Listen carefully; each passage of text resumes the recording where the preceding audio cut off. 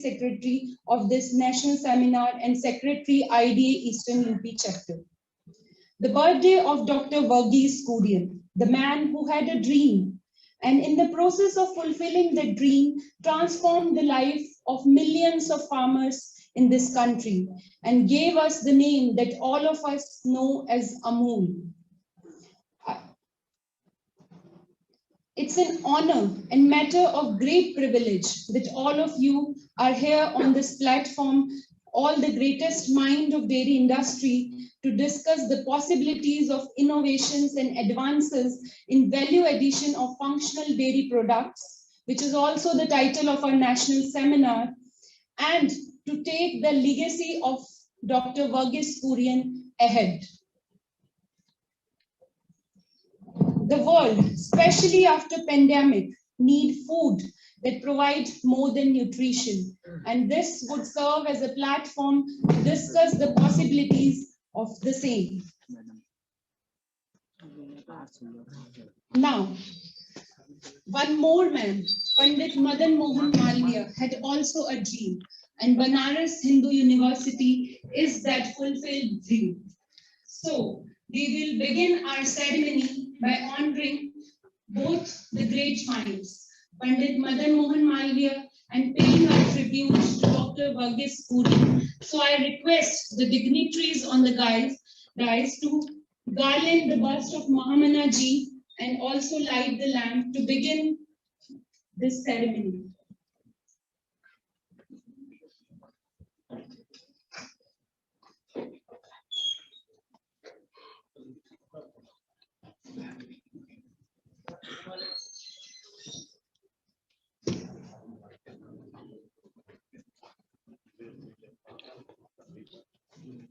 Pandit Madan Mohan Malviya also focused that education as well as doodh dahi, that is milk products, should be integral part of a student's life.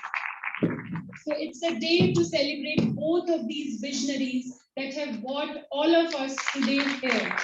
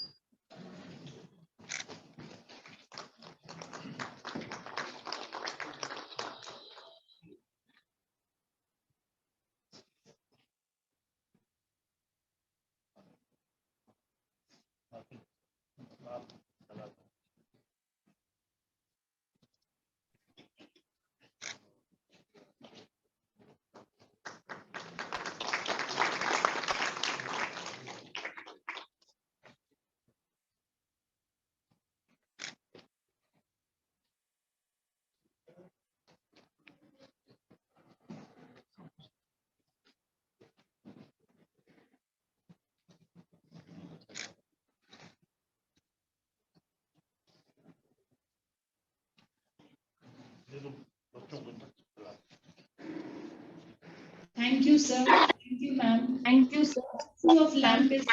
Lighting of lamp is made to remove all the darkness from our minds. So, with this hope, let's all begin this. Now, as a tradition of Kashi Hindu Vishwavidyalaya, before beginning any ceremony, we start with our Kul Geet. Now, I leave you all to enjoy this beautiful composition of our Madhur Manohar Ativ Sundar, that is our Kashi Hindu Vishwavidyalaya. I also request you to kindly not clap after the Kul Geet.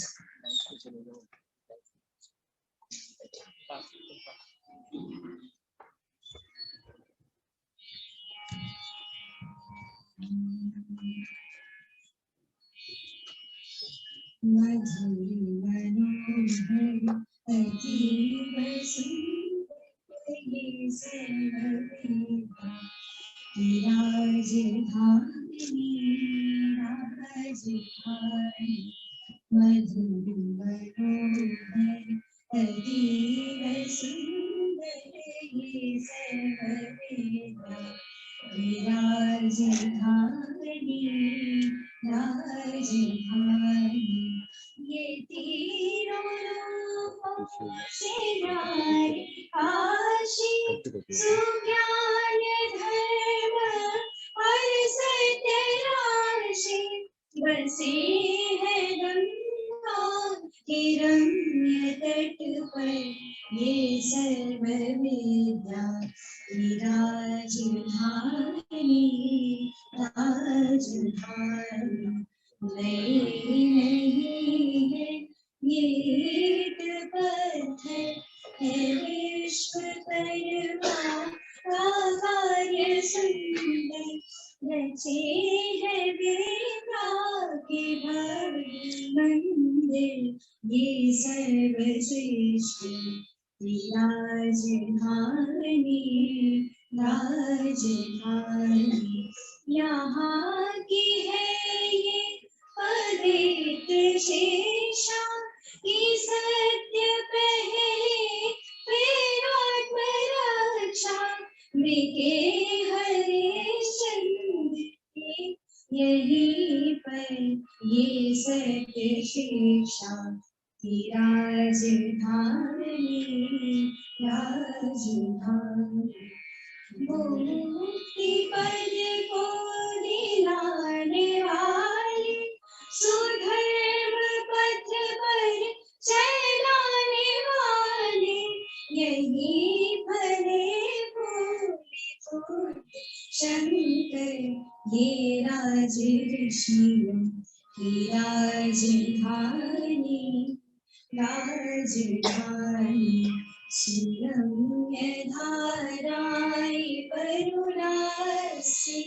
नहाए जिनमें कबीर तुलसी भला हो करता का क्यों ना कर ये बात मेरा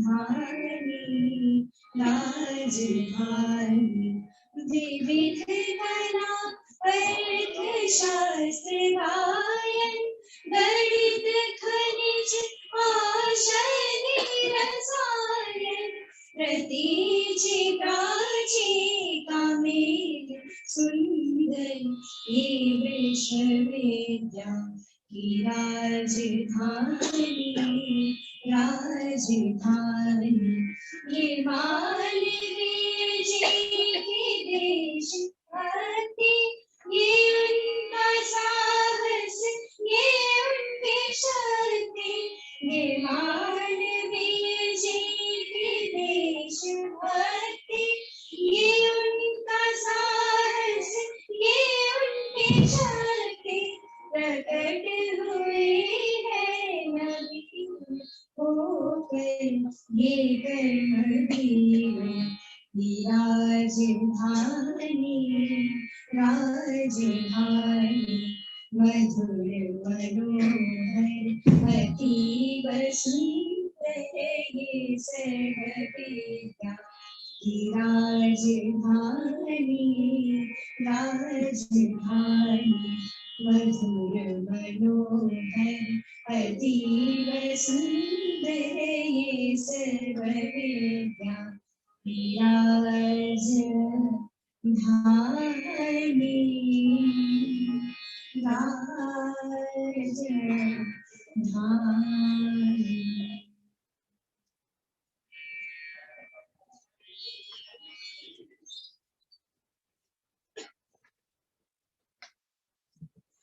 Thank you so much. This beautiful composition was written by Professor of BHU itself, Professor Shanti Swarup Bhattacharya. So now, as we are deeply pleased that we all have these dignitaries amongst us today, so it's time to honor them. So, first of all, I would like to request Professor DC Rai sir to honor Mr. Sukhbir Singh Man, who is Chairman IDA North Zone, as a token of honor and gratitude for his presence today in this Sarva Vidya Ki Rajdhani. Sir, we are deeply grateful to you for your presence and blessings for successful organization of this 2-day national seminar. His support has been quintessential in organizing this seminar. So thank you so much. Now, in this row, I again request Professor Dinesh Chandra Rai sir to present our token of love and gratitude to Mr. A.K. Khosla, who is also the pillar of our strength that we are today together on this platform. Now, I request sir to thank you, sir. Thank you so much.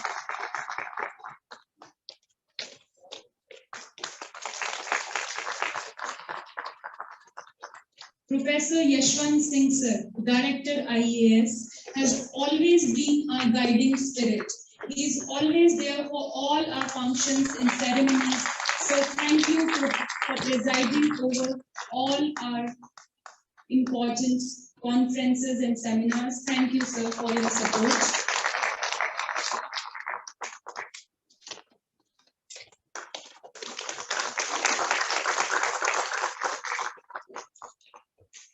Now, I would request Dr. Punya ma'am, who is Secretary of IDA Eastern Zone, to give a token of gratitude to Professor DC Rai, who is the Chairman of IDA, and without his efforts, it would not have been possible that this seminar would have been organized. This chapter was itself started by his efforts. So, sir, it's all because of you.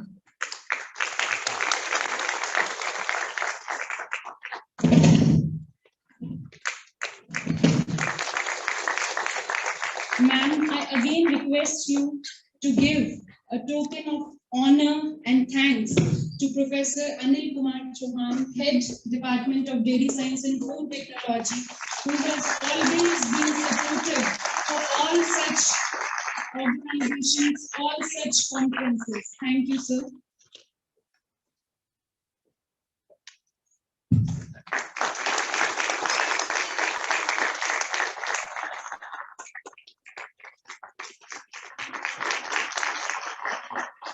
Last but not the least, organizing secretary of this conference, Dr. Amrita Punya, who has guided us so that we are here today. So I request one of our faculties, Dr. Chaya, to kindly give a token of, what would I say, thanks, ma'am.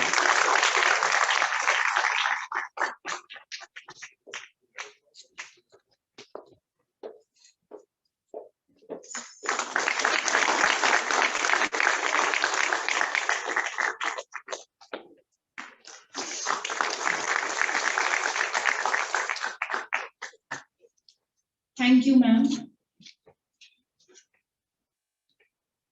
Next in this row, I would like to call upon Professor DC Rai to present the welcome address for our dignitaries. Sir.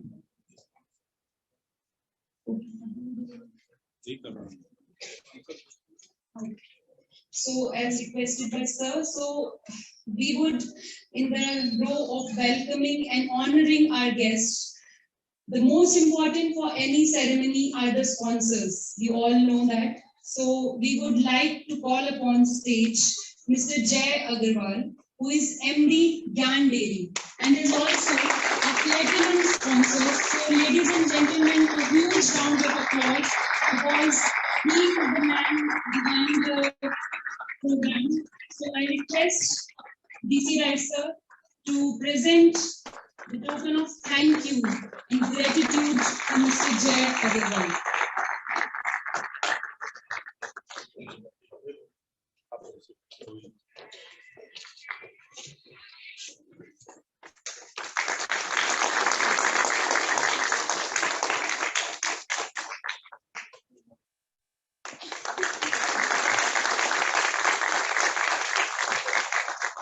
Then we have Mr. Dinesh Kumar Maurya, Urban Dairy, who is our silver sponsor and also a constant sponsor in all our functions from the last few months. So thank you.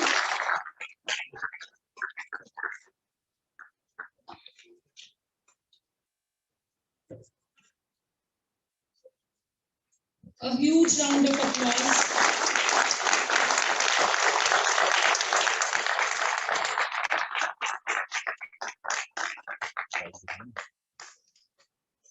Mr. Praveen Rai from SVPL Limited. He is also our silver sponsor. So please.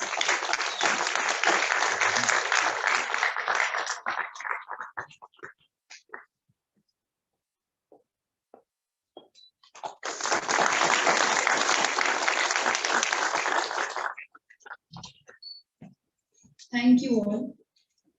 Now I welcome Professor DC Rai sir again to present the welcome address.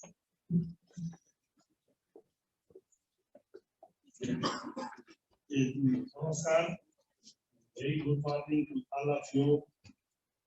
Our honorable chief guest, Mr. Sukhbir Singh Man, Chairman, Indian Dairy Association, North Zone.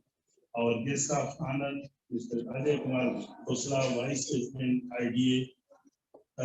Presiding the function, our Director, Professor Yashwant Singh Ji, the past President of Indian Dairy Association, Dr. G.S. Rajaria Sahab, the Secretary, IDA North Zone, is Naran Sahab, Secretary, Headquarters, IDA, G.P. Verma Sahab, our all honorable esteemed members of the Executive Committee of IDA North Zone, our invited guests, our faculty members, our non-teaching staff, head of departments, officials of the university, media personals, ladies and gentlemen, and our beloved students.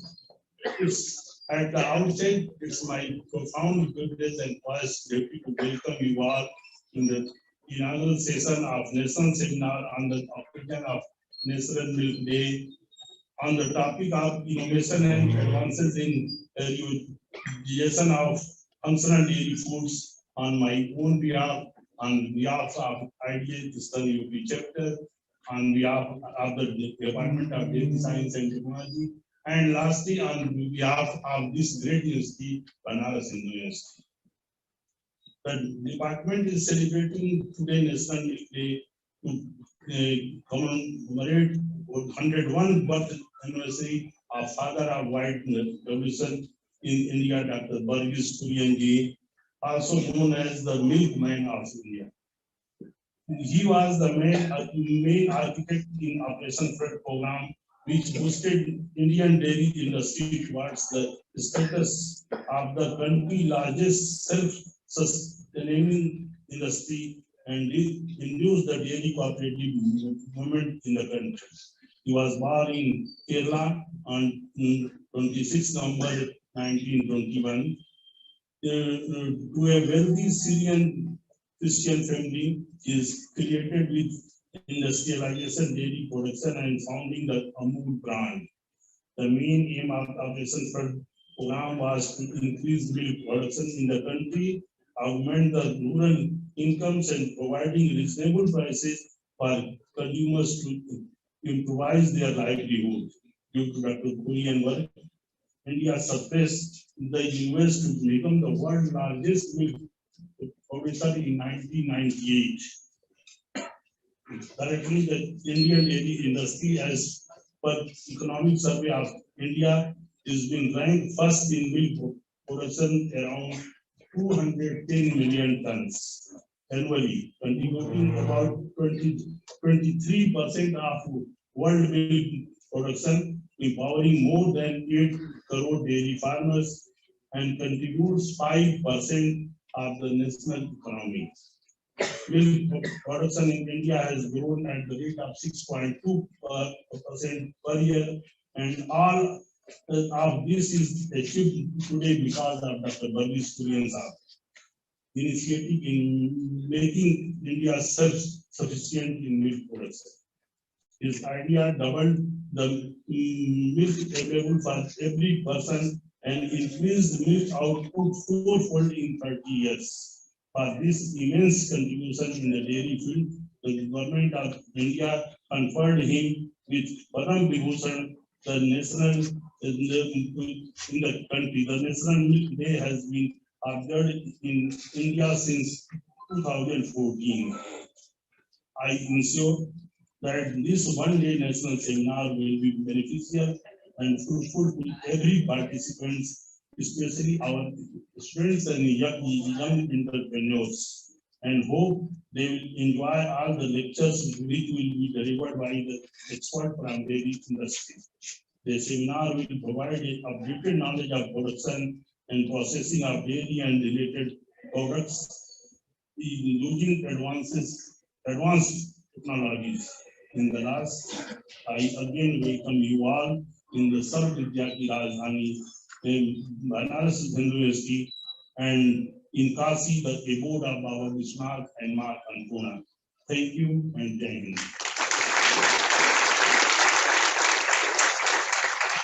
Thank you, sir.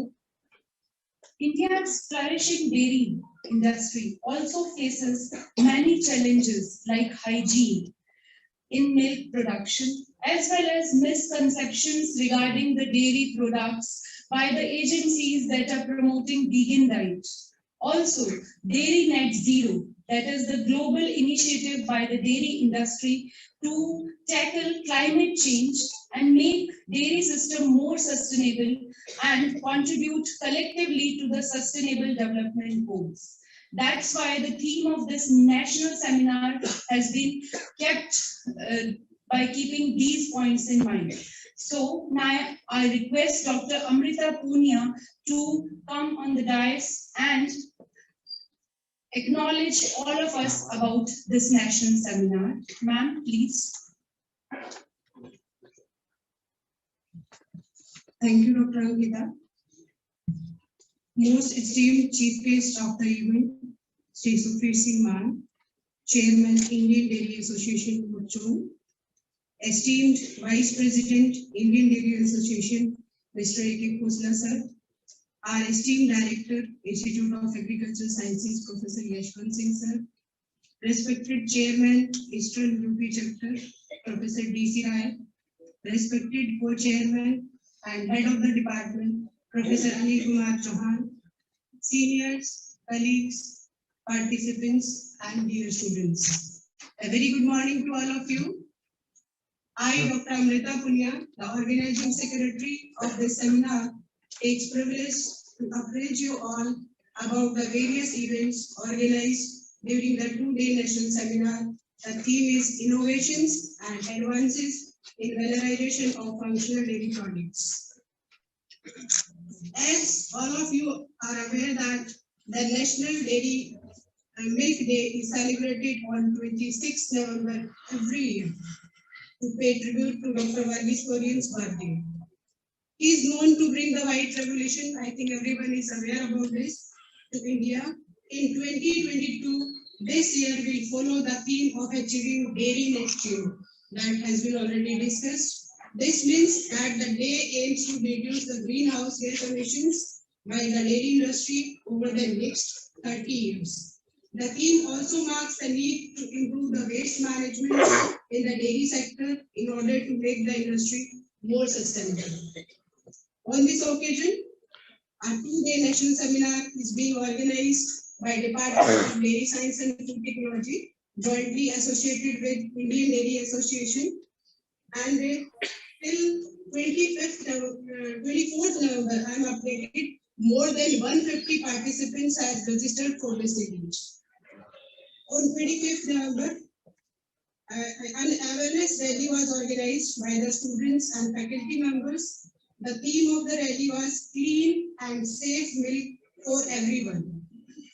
Chief Proctor, Varanasi University, our Director Sir, Institute of Agricultural Sciences, Dean of Student Welfare, and Co-Chairman, Indian Dairy Association, Eastern UP Chapter, Co-Chairman, Indian Dairy Association, Eastern UP Chapter, encourages the student and addresses the student after rally. Poster presentation was organized on 25th at Department of Dairy Science and Food Technology, and we have also organized a milk testing, adulteration testing camp that has been organized for the local population of Varanasi to get tested their milk samples that they are in daily routine taking from the vendors, local vendors. An innovatory session and a quiz was also organized at Department of Dairy Science and Food Technology. The theme of the innovatory session was Dairy Net Zero and Clean Milk Production. Today, we all have assembled here to attend the technical sessions, which will begin with the address of keynote speaker, Dr. Upender Singh Sodhi, President, Indian Dairy Association and Managing Director, Amul. Then we have a lecture by Mr. Prashant Bhatt, Chief Research and Development Officer, Mother Dairy, Fruit and Vegetable, Delhi. And then Mr. Ish Naran Sir, Secretary, Indian Dairy Association, North. Thereafter, we have lunch and then a lecture by R.K. Sehgal, Managing Director, Varanasi Milk Union, Uttar Pradesh. In the end, we have a panel discussion on employability in dairy sector for professionals.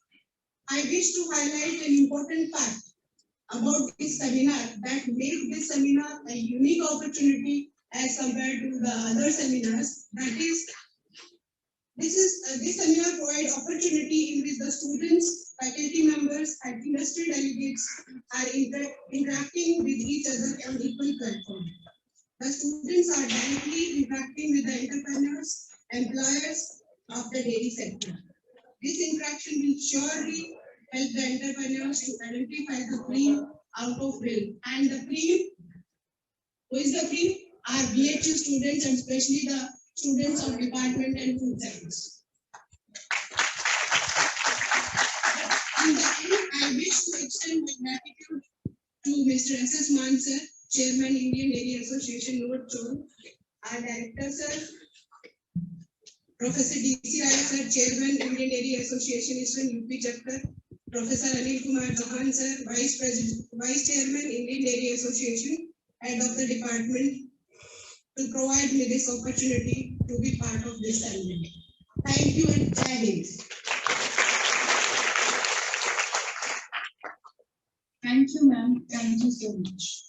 India produced about 146 million tons of milk in 2014. We all know that, but now it's producing 210 million tons, which is a whopping 44% increase. At more than 8.5 lakh crore rupees, the dairy sector is more than the combined value of wheat and rice production. Our Honorable PM, in the inaugural ceremony of IDF 2022, which was organized in September this year, highlighted a few points that I would like to share with all of you. That what he said. He said that women are the real leaders of Indian dairy sector. He also emphasized on the importance of indigenous breeds because not only are they climate resilient, but are better for our health point of view. And he said that India's dairy sector is characterized by production, by masses and more than mass production, and dairy cooperative chain in India is unique in the whole world. And more than 70% of this money received from the customer goes directly to the pockets of farmers. He is such a visionary, and we have a similar visionary amongst us today. So now, without making you wait more, I would like to call upon stage Mr. Sukhbir Singh Man, who is chief guest of today's inaugural function and President, Indian Dairy Association North Zone, to address all of us. Sir, please.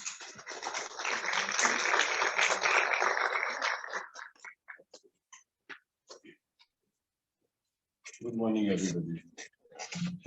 Professor Rai, Mr. Khosla, Professor Jaswant Singh, Dr. Punia, Professor Chauhan, Dr. Rajuria, other delegates, students, IDA members, and all others who are attending. A very good morning to you all.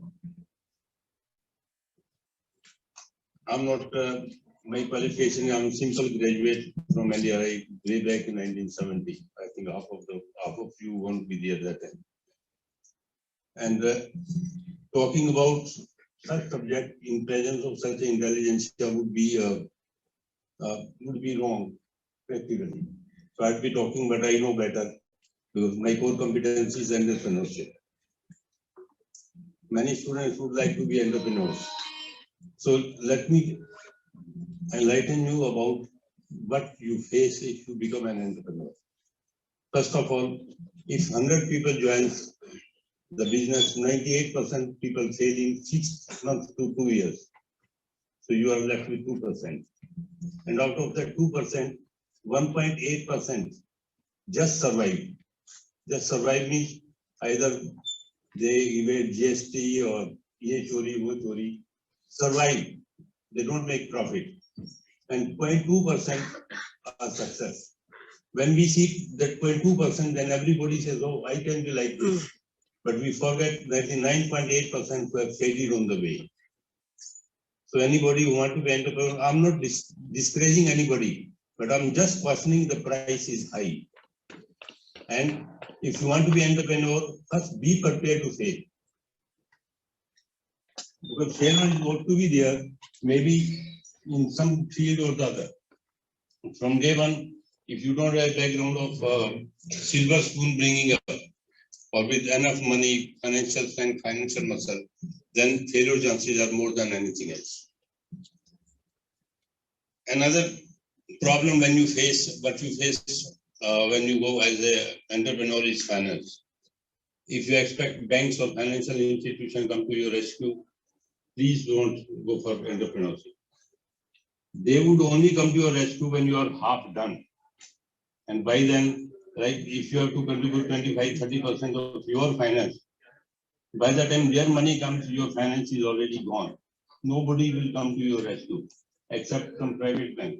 Unfortunately, my thinking or my speaking could be radical, but this is the fact I have faced, and even today we are running 11 units, another 5 under construction, but we still face this problem. If you don't have your own financial strength to keep going and changing the financial institution, you will not be able to do it. Another one is commitment. Business is not an 8-hour job.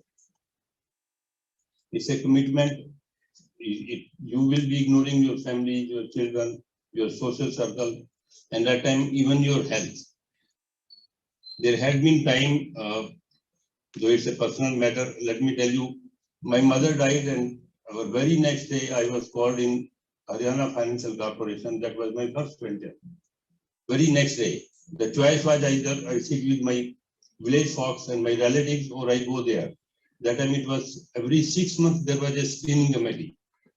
So that means I do 6 months, and in the meantime my complete money would be eroded. And I opted for the first. I went there. I was criticized by not many people, but I knew this is the price how to pay. So you be prepared for all type of sacrifice, whether it's family, children, emotional, physical, everything. Then once you enter the business, most important thing is you choose your passion. Which field you want to go? Don't go to an unknown field just because you see somebody, oh, he can do it, I can do it. No, you cannot do it. You must know your core competence. This is the most difficult area because we all think, oh, I know this thing, I know this thing. We know everything, probably. But what is our core competence? unless we go for our core competence, our passion will not work.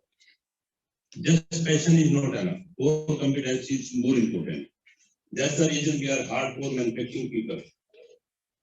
We go for manufacturing licenses. We don't go for marketing on our own because we know it's not my core competence and we won't be able to do as competently as the typical marketing people can do. Then another main point I would say is when you go for your business, please integrity and honesty is very important. Integrity, honesty cannot be 99%.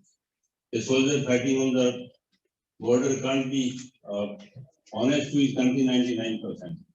Or if you can't say it's 99% honest, it's there or it's not there. So these are the short words. And finally, I can tell my friends, top is very lonely. When you go to the top, it will be very lonely.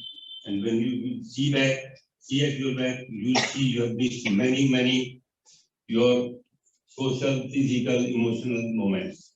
And that at that time you might feel, oh, I paid a heavy price. But as it is said, nothing is free, not even poison. Thank you very much.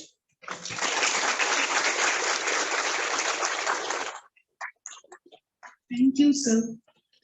Thank you so much. Before moving on, we have a special function, special cheese here because one of our colleagues in our department, Dr. Abhishek Tripathi and his team has recently published a book titled Biodegradable Polymer-Based Packaging in Springer.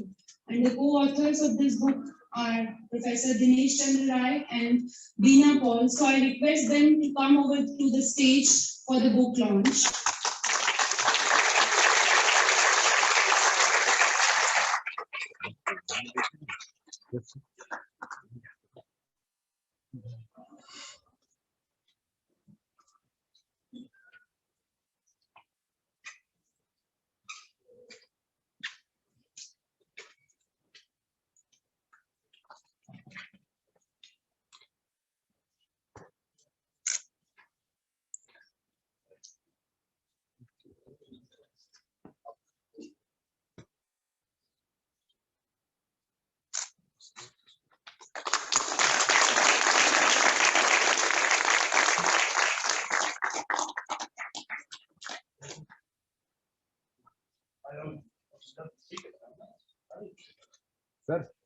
Sir, have a close line.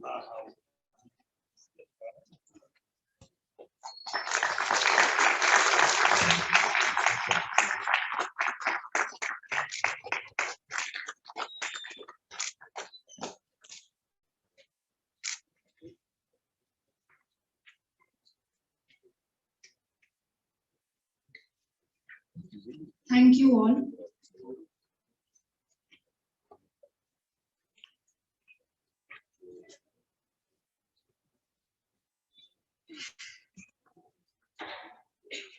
Now, moving on, I would like to call upon stage our always guiding spirit, Professor Yashwant Singh, Director, Institute of Agricultural Sciences, Banaras Hindu University, for his presidential address.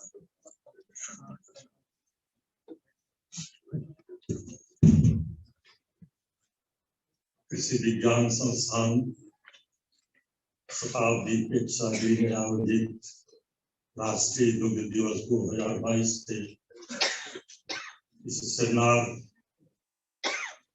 के अवसर पर मंच पर उपस्थित हमारे मुख्य श्री सुखबीर सिंह मान जी, श्री विशिष्ट अतिथि श्री अजय कुमार खोसला जी,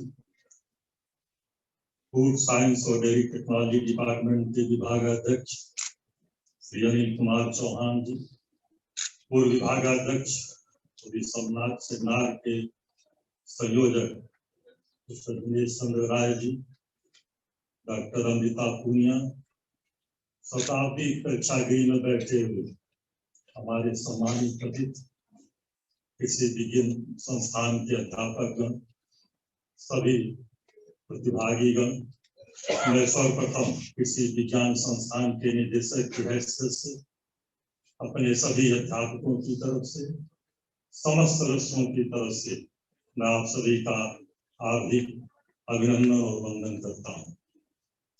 और मुझे बड़ी प्रसन्नता है जिस दिवस से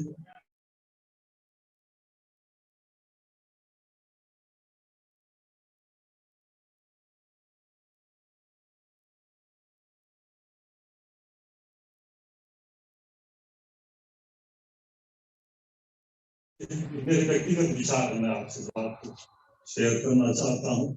पहला था एक बायोडायवर्सिटी, दूसरी थी सहकारिता और सहभागिता। तो सबसे बड़ा बिंदु हमें इस आंदोलन में दिखाई देता है वो था सहकारिता और सहभागिता। और मेरा ये मानना है कि जब तक सृष्टि रहेगी तब तक कृषि रहेगी। मैं बार बार कहता हूँ कि तीर्थंकर भगवान सब दे हुए, उनसे पूछा गया कि आप जगत में आए हैं तो क्या करना है। एक पंक्ति में उन्होंने सूत्र दिया था कि आप कृषि करो या ऋषि बनो। तो मैं बार बार कहता हूँ अपने छात्रों से, वैज्ञानिकों से, कृषि में जुड़े हुए लोगों से, मैं ऋषि बनने के लिए तो नहीं कहता हूँ, लेकिन कृषि कीजिए, कृषि में ही ऋषि छिपा है। लेकिन कृषि की बहुत व्यापक व्याख्या है। और रही बात चूंकि आप दुग्ध से संबंधित विचार कर रहे हैं, इस काशी हिंदू विश्वविद्यालय को आपने चयन किया है इस सेमिनार के लिए, तो मैं बार बार एक चीज को दोहराता हूँ कि भारत रत्न पंडित मदन मोहन मालवीय जो इस कृषि काशी हिंदू विश्वविद्यालय महान विश्वविद्यालय के संस्थापक थे 1916 में, जबकि आपका रॉयल कमीशन ऑफ एग्रीकल्चर भी देश में नहीं बना था। कृषि शिक्षा अनुसंधान विकास के बारे में जब बैठक हुई उसमें राष्ट्रपिता महात्मा गांधी भी सम्मिलित थे। तो उनका स्पष्ट धारणा थी। और इसी बिंदु को मैं बार बार कहता हूँ, चाहे भारत से आए हुए लोग हों चाहे विश्व से आए हुए लोग हों, उनकी स्पष्ट धारणा थी कि समग्र कृषि विकास समस्त व्यवसाय और व्यापार की जननी है और किसी राष्ट्र की सामाजिक और आर्थिक उन्नति का आधार। और आप ये कल्पना कीजिए 100 साल पहले उनका क्या इंडिकेटर था कृषि विकास के मानने का। उनका कहना था तो मैं स्वयं में तब कहूंगा कि देश में कृषि का विकास हुआ जबकि कृषि से जुड़े हुए छात्र, शिक्षक, वैज्ञानिक उनके अंदर आत्मसम्मान, आत्मगौरव की भावना की पुष्टि की जाए और वे स्वयं महसूस करें कि राष्ट्र की प्रगति में उनका महत्वपूर्ण कर्तव्य योगदान। जैसा कि हमारे मुख्य अतिथि ने कहा, वे ग्रेजुएट हैं, विषय के बहुत जानकार नहीं है, लेकिन जो आपने मूल बिंदु पे बात की मैं उससे बहुत ही आह्लादित हूँ। क्यों? हमारे यहाँ क्या कहा गया, भारतीय जो कृषि का पारंपरिक ज्ञान है। देखिए इधर पूर्वांचल में दूध का एक शब्द हम लोग कहते हैं, गांव में जो रस जुड़े हैं गोरस कहते हैं। और उद्बोधन में जब हमारी जो संचालिका ने कहा कि माखन चोर, ये सब बड़ी जगत में शब्द बड़े अच्छे लगते हैं, लेकिन गोरस क्यों कहा गया? ये संपूर्ण आहार कहा गया हमारे यहाँ कि दूध। गोरस का एक मतलब इंद्रिया भी होती है। और जब ब्रह्म की एक व्याख्या की गई, क्योंकि आप काशी में है तो मैं अतिरेक कर रहा हूँ, आप क्षमा कीजिएगा, तो ये भी कहा गया कि रसो वह सब। ब्रह्म कौन है? वो रस स्वरूप है। तो ये कौन इसको जो आपके अंदर पोषित करता है? ये वो है जो इंद्रियों को पोषित करने वाला आहार है, उसको हमारे यहाँ गोरस कहा गया।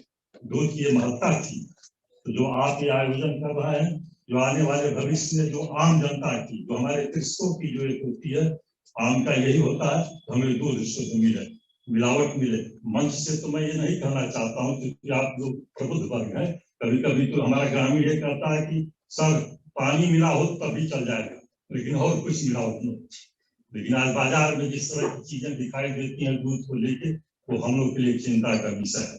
हम लोग प्रबुद्ध वर्ग है, वैज्ञानिक वर्ग है, तो इस दिशा में हम लोगों को सोचना पड़ेगा। क्योंकि ज्यादा समय नहीं लूंगा, कहने को बहुत कुछ है अगर मैं कहना कहूँ, लेकिन मैं फिर से इस सेमिनार के आयोजन के लिए, आयोजकों के लिए मैं बहुत बहुत प्रशंसा करता हूँ, हृदय से धन्यवाद देता हूँ। और मुझे आशा है कि जो आपने विषय चुना है उस पर आप जो है जस्टिफाइड करेंगे, और जो यहाँ से सेमिनार के बाद जो रस्म निकलेगा, अमृत पत्र निकलेगा, वो सब मानव कल्याण के लिए कल्याणकारी होगा। इन चंद शब्दों के साथ पुनः मैं आप सभी का इस कृषि विज्ञान संस्थान में आने के लिए ये सब सेमिनार में भाग लेने के लिए हृदय से धन्यवाद देता हूँ। धन्यवाद। Thank you, sir. Thank you so much. So from all our guests, we get a message that we need to incorporate milk and milk products in our diet and not fall trap to any false agendas of vegan diet or anything, because we are a country of makhan chol and we need to incorporate it again, time and again, and pass it to our future generations, that how important it is for our nourishment inside out. Now we have come to end of this inaugural ceremony. So I would like to call upon stage Professor Anil Kumar Chauhan, co-convener and vice chairman, as well as head DSFT, to propose the vote of thanks. So please.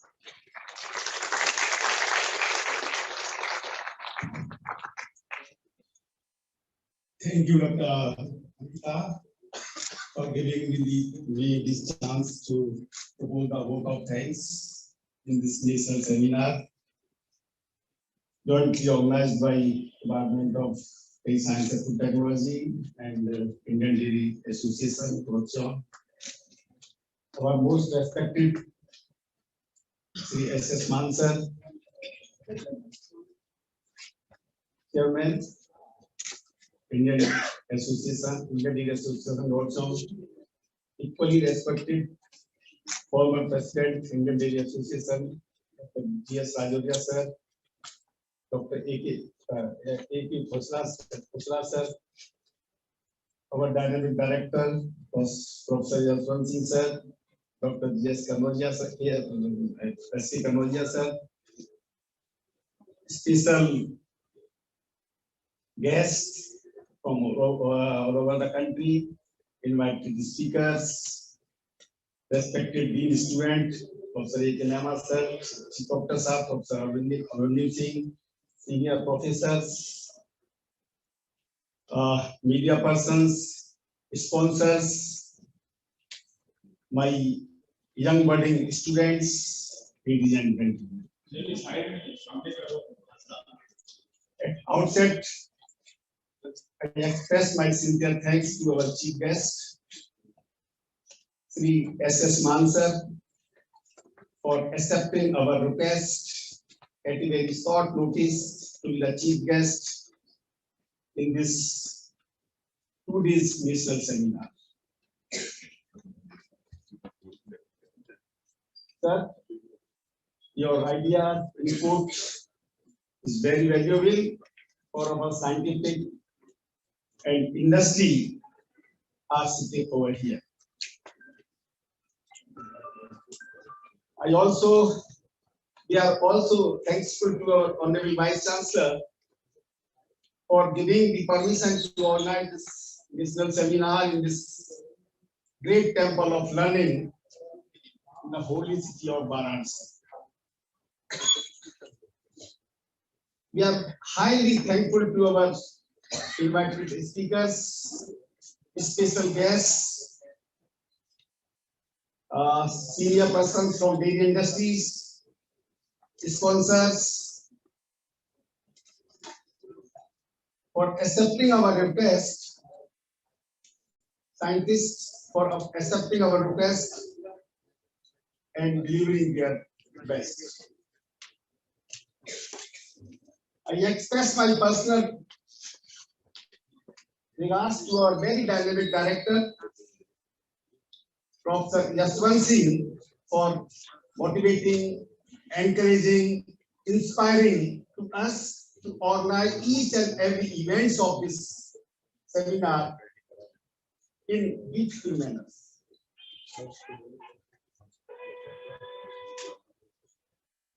I shall be failing in my duties if I don't forget the name of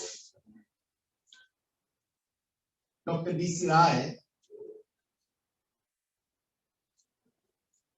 who give the support, motivation, encouragement to us to make the wonderful and grand success this seminar. I wholly heartfelt thanks, special thanks to the Indian Dairy Association and its sponsors for fully financial support to organize this mega event.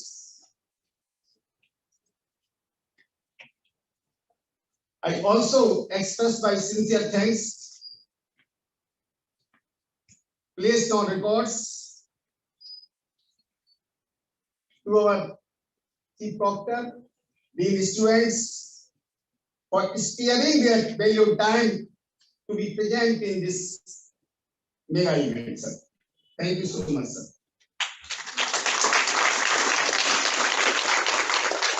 I also express my sincere thanks to this, especially Dr. Evan sir, because he is in charge of this Satabdi Bhavan.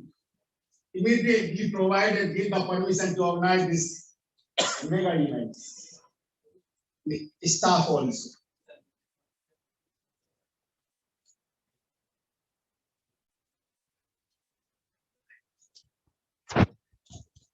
I also thanks to my colleagues, my young budding scientists, students, for their untiring efforts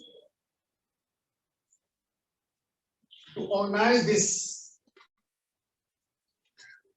seminar in a very grand manner. Indeed, I am indebted to Dr. Amrita Punia for their untiring efforts to make grand success this event. Though she is not feeling well, she is suffering from last week from dengue fever. I also express my sincere thanks to my colleague, joint secretary of this national seminar, Dr. D.S. Gunkar, Dr. Tarun Verma, Dr. Angita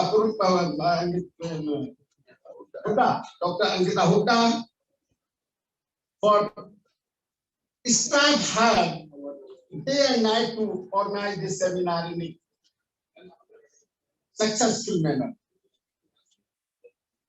In the last, if I would have missed anybody's, please excuse me, forgive me.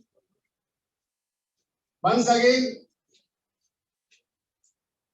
I express my sincere thanks to who have been directly associated with this conference, smoothly conducting this conference in a grand success. Please excuse me. My guests, during the stay inside the guest house of BHU or outside, for any inconvenience, please forgive me. Thanks you again, one and all. Thank you. Jai Hind, Jai Bharat. Thank you, sir. Thank you so much. We are gratefully thanks to all our dignitaries and all the IDA executive members, all the students, faculty members, our sponsors. Sir had already thanked all of you, but I would like to again express my gratitude to all of you, especially SS Man sir, who is also our platinum sponsor, and it feels me nostalgic because I used to see Man Ventures as sponsor in my alma mater NDRI all the time. So it's really, I'm grateful, sir, that you are our platinum sponsor here also. So I would request you all to rise for the national anthem now. And after the national anthem, we would have a pledge, because today, along with the National Milk Day, we are also celebrating National Constitution Day. So kindly join me for the pledge after national anthem.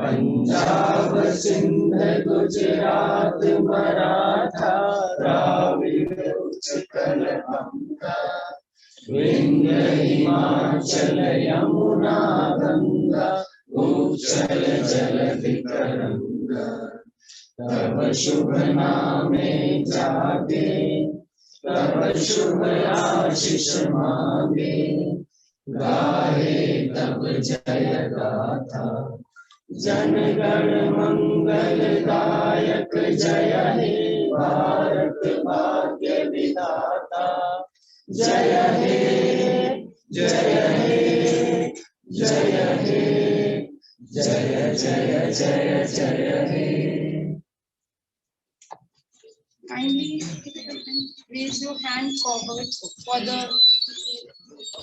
Okay. All of the dignitaries would join you there, and then we'll begin with our pledge for the National Constitution Day.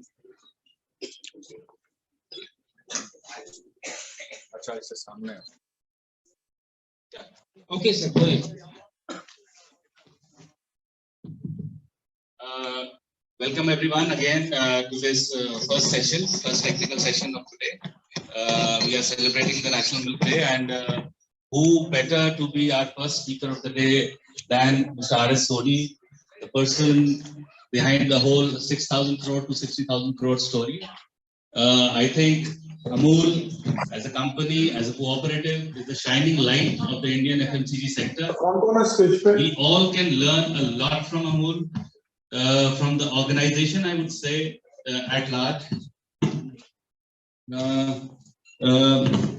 And we will also have Mr. Prashant Bhatt as a speaker for this session, who is the Chief Research and Development Officer, Mother Dairy Fruits and Vegetable Products Limited. And we also have Mr. I.K. Narang, Secretary, Indian Dairy Association, North Zone, India. And if you have any questions arising from the discussions during the session,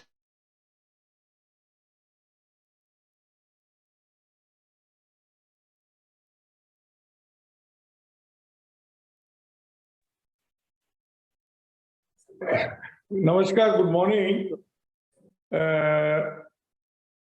Respectable dignitaries on the dais, Shri Prashant Bhatt ji, Shri I.K. Narang ji, Professor Dinesh Chandra Rai, the other dignitaries on the dais, off the dais, all the students of BHU, and other invited guests. I'm sorry, I may have been delayed 1 or 2 minutes because a number of programs are going on this National Milk Day to celebrate Dr. Varghese Kurian 101st birthday.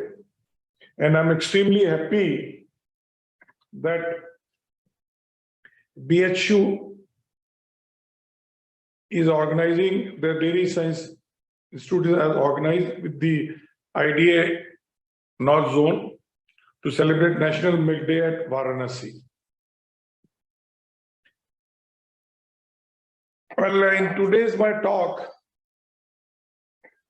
while talking on Dr. Varghese Kurian National Milk Day, I'll be covering 3 aspects today related to Indian dairy industry. First is about Dr. Varghese Kurian. Then about Indian dairy industry, what is there today, what are the opportunities, the future, what are the challenges, and the professionals who are working and the students who are there, what are the opportunities they can look for it. And third, about the topic of today, which we have all come discussing this seminar, valorization or the functional food. I'm not scientist, so I'll be talking more from the marketing perspective view only. So I think today, which is being celebrated all over India as a National Milk Day, and we know the reason why it is called National Milk Day. Because on this day, all over India, we feel proud and we feel that really, this is the day which any Indian, any farmer, any dairy professional can celebrate, because we can proudly say that India, which was a milk deficit country, dependent on imports, and quality was not good. And today, if you see, we are what's largest or biggest producer of milk, and also the fastest milk growth production country. And the whole world is really wondering how India could achieve this self-sufficiency and leadership in milk. And I think for this, credit for this goes to the father of white revolution, whose birthday, 101st birthday, we all are celebrating today as National Milk Day, is Dr. Varghese Kurian.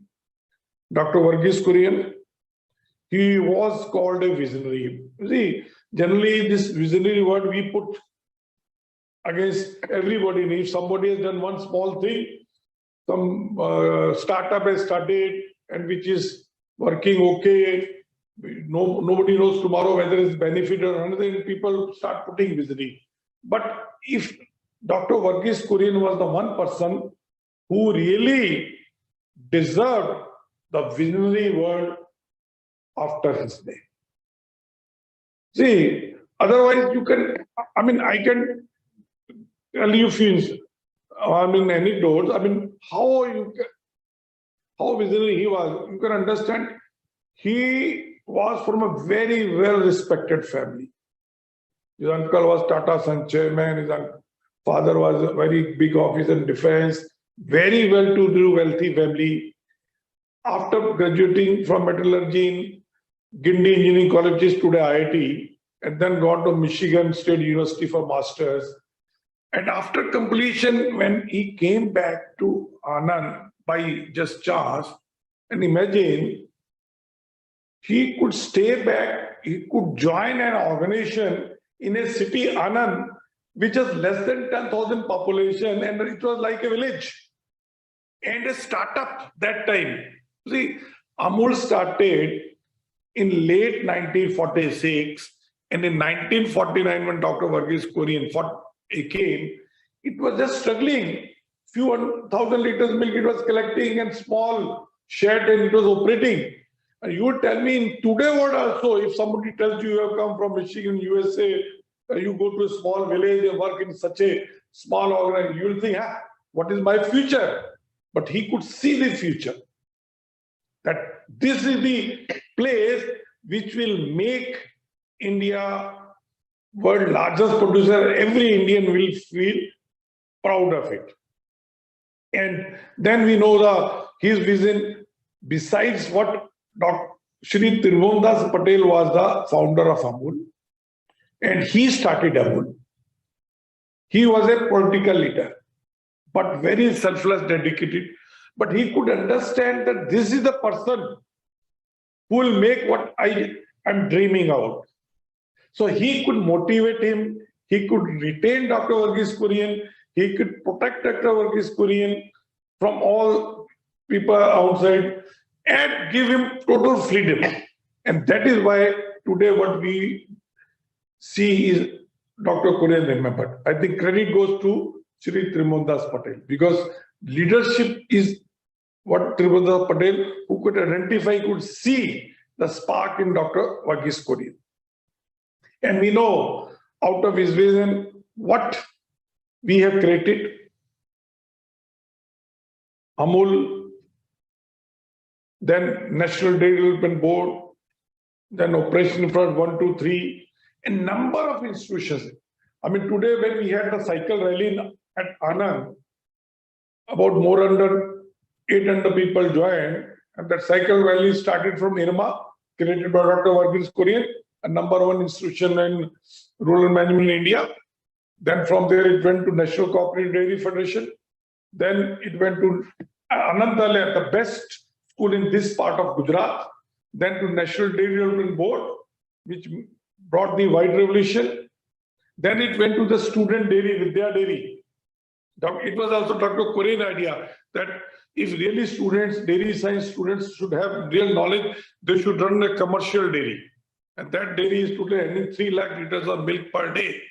And from there, rally went to IDMC, Indian Dairy Machinery Company, because before that, India was dependent on imported dairy machinery.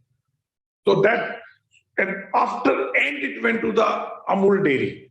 So all these are creations of one person in one life at one place, that is Anand.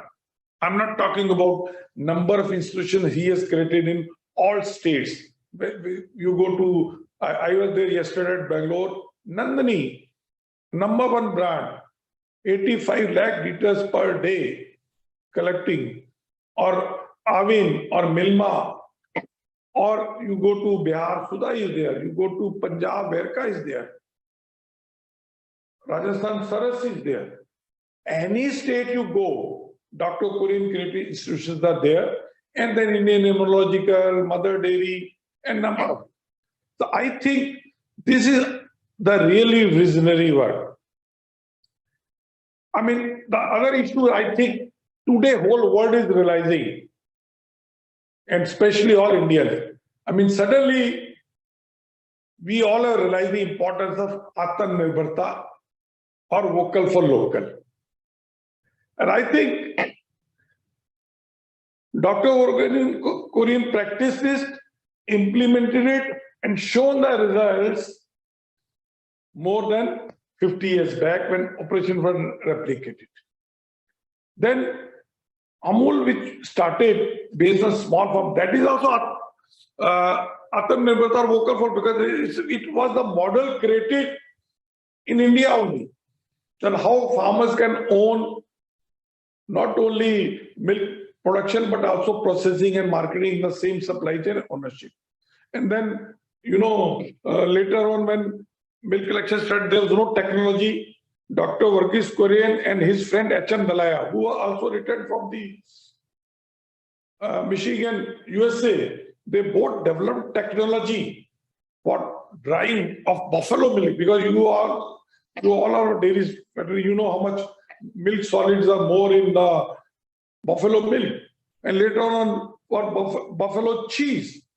And I think people talk about a lot of other things, but today I can say he was the real Deshbhakt or patriotic, because he showed what you mean by this. You just by singing few songs and here it is not Deshbhakt. You really can become Deshbhakt where every Indian feel proud of you, the India. And milk is one industry. I go to the various form. Last week I was in Italy, International Dairy Federation meeting was there. Everybody just surprised because it's how India could achieve it. And small farmers, generally all over world, the dairy-rich countries are based on big farms, commercial dairy farms. Even China, which is milk development, but they are developing, that is also based on big dairy farms. But this is the area where I think we all feel proud of it.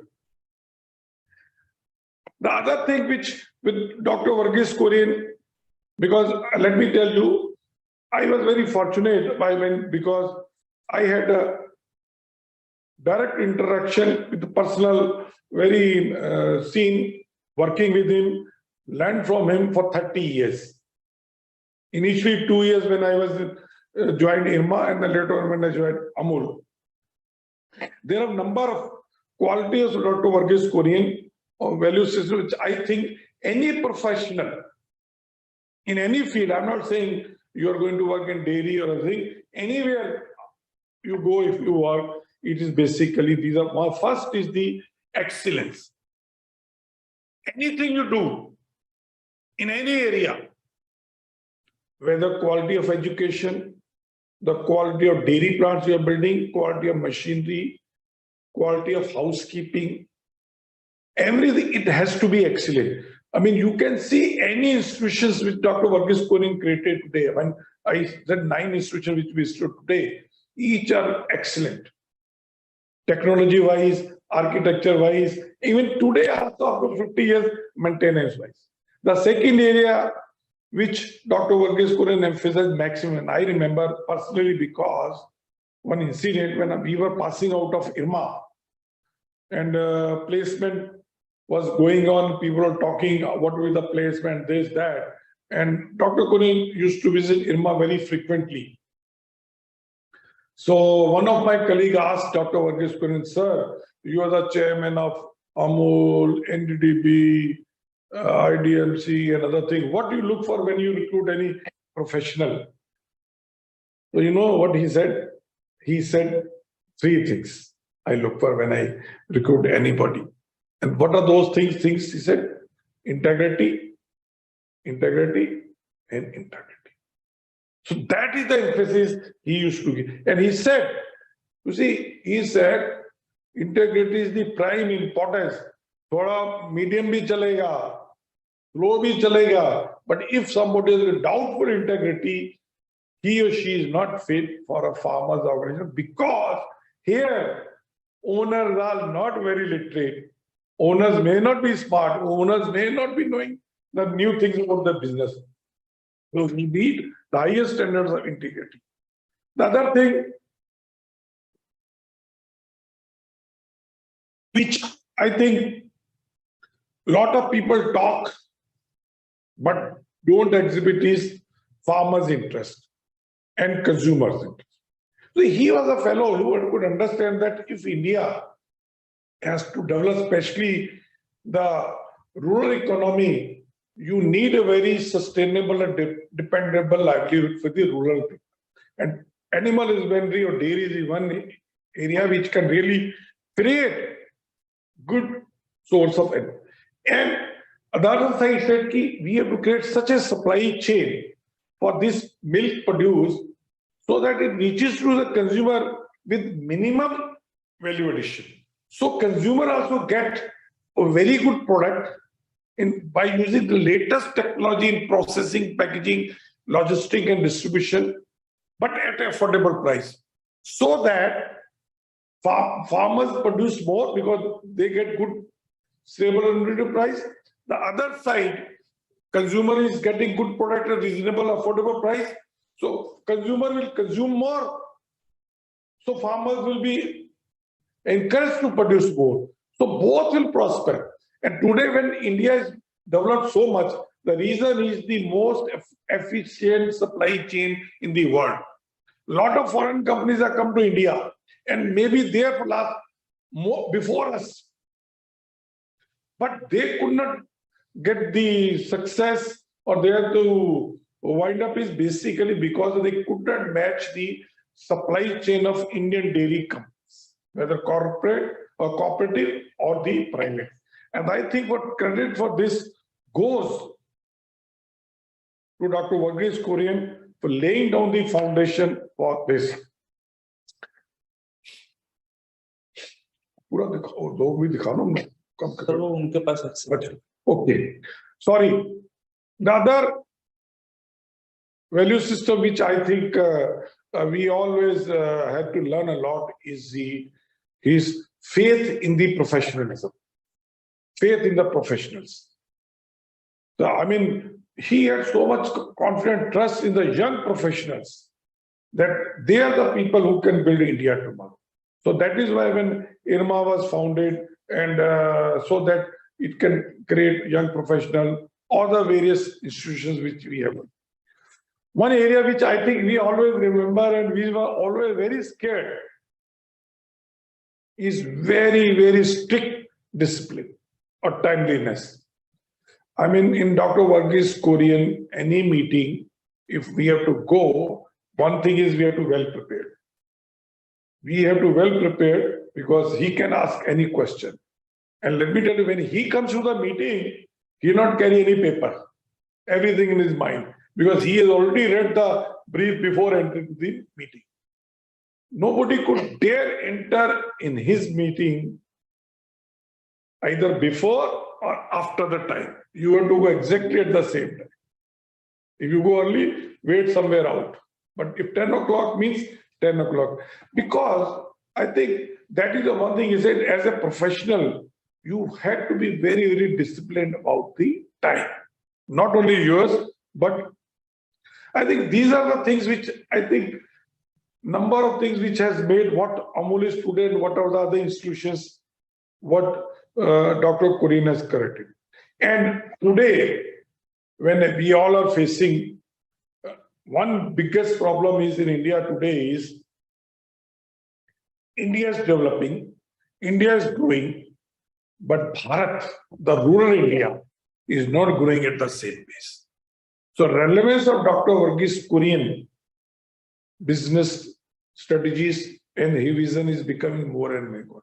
How to ensure that along with India, Bharat also grows, how India can grow. Otherwise, we are getting K type of growth. K type growth is some people are growing like this very fast and some people growth is declining. Because when India got independence, the average income level of rural or urban household was more or less equal. Today, you see 1:5. Urban household income is 5 times more than the rural household. Reason is simple. Reason is simple because nobody wants to pay more price for the food. If milk price increased by 2 rupees or tomato or onion price increased by 5 rupees, we call it inflation or महंगाई. But we have to understand this 2 rupees increase in price of milk is actually increase the income of a rural family who is producing it. Sensex goes up, India is growing. Okay, some share prices go up, salaries go up, or anything in India, urban city, any growth is there, it's the growth of India. But when food prices go up, it is a महंगाई. So that is the mindset which I think needs to be there.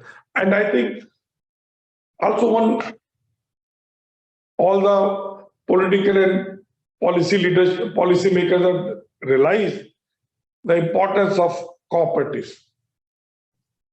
That is why separate cooperative ministry has been formed. And basically, you see, I don't know how many of you are aware what is cooperative model of business. See, cooperative is a different type of structure for doing like usual business. It's a commercial organization.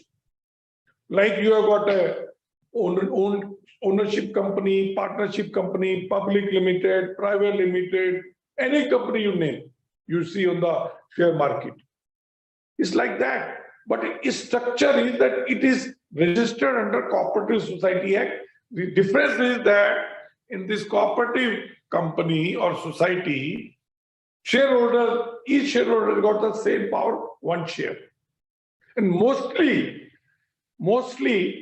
cooperative society is a commercial organization formed either aggregating the produce or services or aggregating the purchases or user of services. And I think our policymakers realize that if Bharat has to develop, if small people, not only rural but urban areas, some structure needs to, we have to see which can aggregate their products, services, and bring it to place and provide it the market. And these people who are the actually producer of small services or products, they get the benefit. See, today, if you see few years, which are the models which are everybody's talking very successful? All these Zomato, Uber, Amazon, what are there? They are corporate cooperative. Because what are they? They are just aggregating the services of thousands and lakhs of people and started marketing, but earning the profit in between. So these are the number of points are there about Dr. Varghese Kurian, and I don't think time is that much because I have to speak on two, three other issues before I end up my thing. Now coming to the sector where you are working, we all are involved. That is the dairy sector. I think generally there is always mindset which sector will go up in the future, which area can bring my career or which area.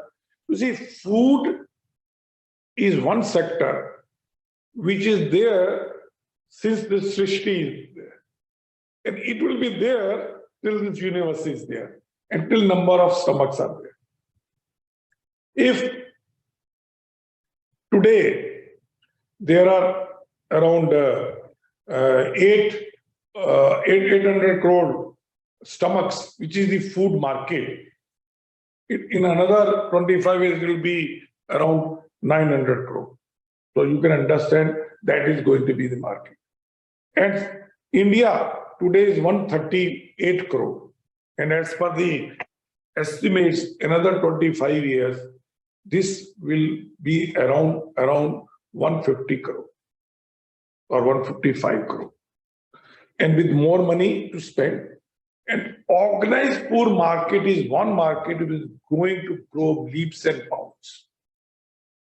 Because first is that with more prosperity coming, average consumer is going to spend more on food, and food also more on branded and packed food, in which all of you are going to work.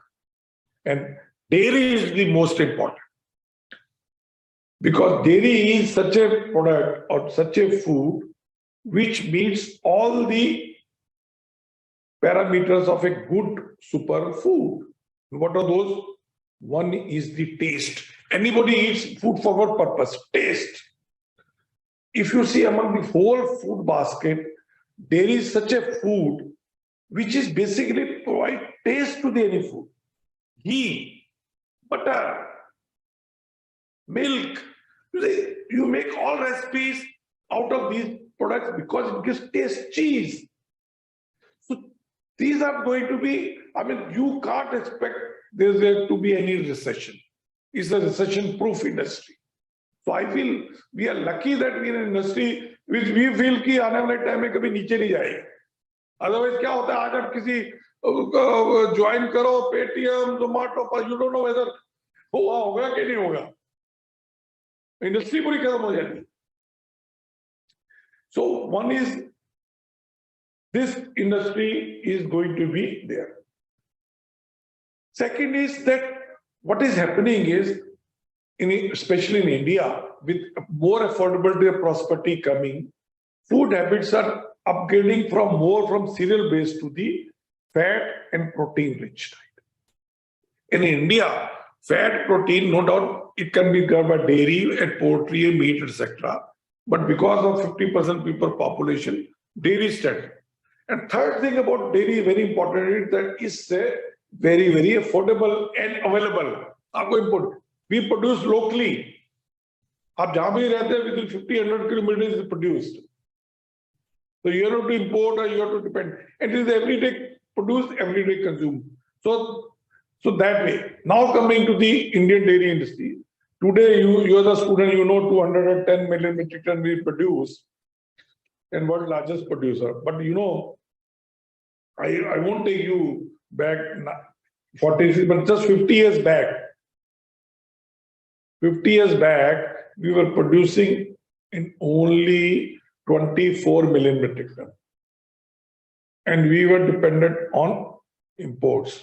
And then Operation Fed White implemented, and our per capita availability was only 110 grams. And after 5 years, 94-95, our 97, our India's milk production increased to approximately 64 million. So 3 times more. No, sorry, 20 higher, around 72, 73. And today, after 25 years, again multiply by 3 times, today we are producing 210. And the same ratio, even less growth rate. What we expect is another 25, India will be producing around 630 million metric ton. From 210 to 630, 3 times. And today we are producing, we are 22% or 23% of world milk production. Another 25 years, we'll be 45% of world milk production. And at today's price, this industry after 25 years, which is today's 9 lakh crore, will be around 30 lakh crore, today's price. But if you add inflation, it will be 80 lakh crore. 80 lakh crore out of that will be minimum and minimum. Even 35% is organized. So you can understand it will be around 30 lakh crore industry after 25 years. That no industry, no is such a big 30. And not only for India, because we'll be, whatever we'll be producing, around 20 to 23% will be exporting to all the nearby countries. So, my fellow, this is the industry which has got a future. Some of you won't believe. I can give you my example. When I joined Amul 40 years back, you know what was the turnover of Amul? 121 crore. And how much milk was handling? Only 12 lakh, 12 lakh liter. 121 crore. मैंने भी नहीं सोचा था कि ठीक है, धीरे धीरे बढ़ रही थी.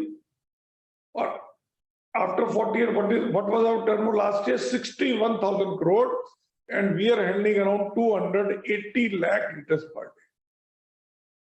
हमने जो हमारा जो एस्टिमेट करता है, अमूल लास्ट ईयर 61,000 था, 10 साल में अमूल 3 लाख करोड़ की कंपनी बन जाएगी. इंडिया की सबसे बड़ी कंपनी होगी, एंड आल्सो वर्ल्ड की सबसे बड़ी.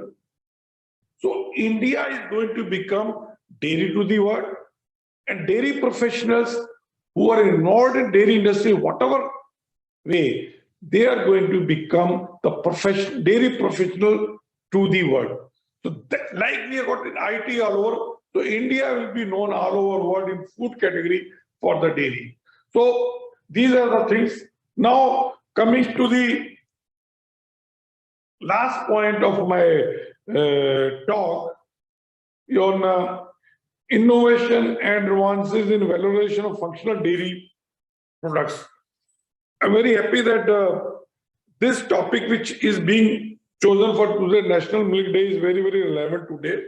But I'm not you have got number. I see the name of speakers, very eminent experts on this topic. So I will not speak on these things. But I can, as a last 40 years of experience of marketing of food and dairy products, launching number of products, I can tell you that whenever you conceive or develop any new food product, I'm not talking about dairy, generally. So generally, based on what these foods are basically called as a functional food, because they are adding something else other than the nutrition and in meeting other requirements. But there are, in India, one has to succeed in this functional food, whether in dairy or other. There are 3-4 parameters that we must achieve. One thing you have to understand, why consumer buy a food? आप अगर घी लेते हो, मक्खन लेते हो, बाजार से tomato sauce लेते हो, if you buy bread, egg, any, why you buy it? There are 3 purposes in which any food has to meet. And what are the 3 purposes? The first and foremost, on which no consumer is going to compromise on a longer term basis, once in a while kar dega. What is that? Taste. Taste is one thing which nobody in this world compromises. We may talk, किसी kitty party में लोग जाते हैं, किसी function में जाते हैं, once in a while कि मैं तो लो कैलोरी लेता हूँ, मैं तो कीटो डाइट दूंगा, मैं बोल ठीक है, once in a while आप ले लोगे, पर ultimately आप टेस्ट जो आपके टेस्ट के साथ है, and that is why you see आपकी थाली का खाना, आपके पेरेंट्स की थाली का खाना, आपके ग्रैंड पेरेंट्स की थाली देखिए, इट इज सेम. ठीक है, हमारे जमाने में once in a while महीने में हम हम साउथ इंडियन खा के सोचते थे हमने बाहर का खाना खा लिया, एक्सोटिक फूड खा लिया। फिर थोड़े बड़े हुए, कॉलेज में गए तो हम उस वक्त चाइनीज फूड खाना शुरू किया, तो समझो मैं एक्सोटिक फूड खा लिया once in a while. Then Mexican came, Italian came, and but that is once in a while. The basic khana is it. So any food you develop, it has to meet first criteria is taste. Until it meets the is tasty, it will not survive on a longer basis. How is our thing? Nutritious it is, how our functional it is, then it is a medicine. ठीक है, medicine कब लेते हो? जब बीमार हो, खाने में नहीं आप इंक्लूड करोगे, कोई खाने में मेडिसिन इंक्लूड नहीं करता। The other thing is in food, which is I think it's a challenge and everything. All the food scientists and dairy scientists has to work. कि whenever you develop any food, you have to see it should be nearer as possible to the natural food. Today, if we have developed dahi, if it is not near the natural dahi which you are making at home, nobody is going to buy. Even if today we have started manufacturing mithai, kalakand ho, barfi ho, peda ho, gulab jamun ho, rasgulla ho, हम ये नहीं कह सकते कि dairy वाला तो ऐसे ही बनाएगा और पनीर ऐसे। It has to see it is nearer to the natural. Then only visible. So naturalness and pureness. Pureness means as far as possible that food should contain the natural pure. You should not try to develop that product by adding more chemicals, artificially flavors, artificially colors, because these are not natural things. So you are trying to make a food look like natural, which will not survive in it. And third, very important for Indian condition for food, especially, and it because that is the affordability. Because India is a country of lower middle class. So if you want India, you get a mass scale, so you have to see that it is affordable. So all the participate, all the scientists, faculty, students, IDA members, I see everybody sitting, I can see Khosla Saab, Rajoria Saab, Maan Saab, everybody I could see, Rahul ji. So I'm very happy that on this day, the IDA North Zone has organized this event of National Milk Day at Varanasi, and we all have come together. I'm sorry I could not be there. Reason is simple because Anand mein bhi hamara 3-4 function hai. So naturally, and let me tell you, yesterday I was at Bangalore and IDA South Zone had a function, but today they are having big function. And the Dairy Science College of Bangalore, they've got a big hall auditorium, which is being named on Dr. Varghese Kurian name.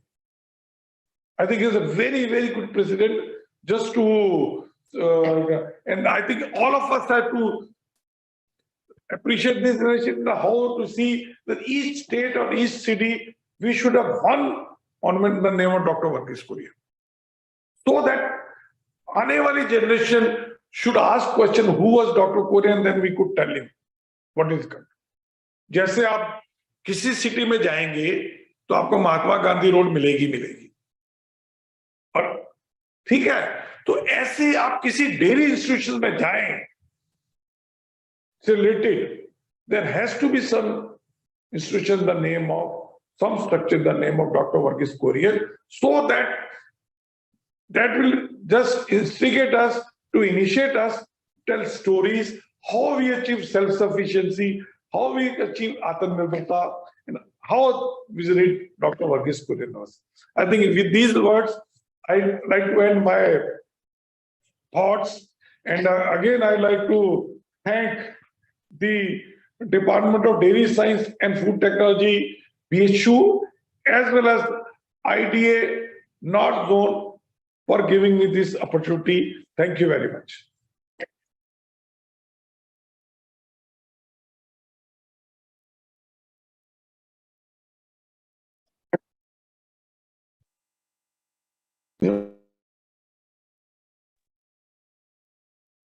क्या आवाज नहीं आ रही ना?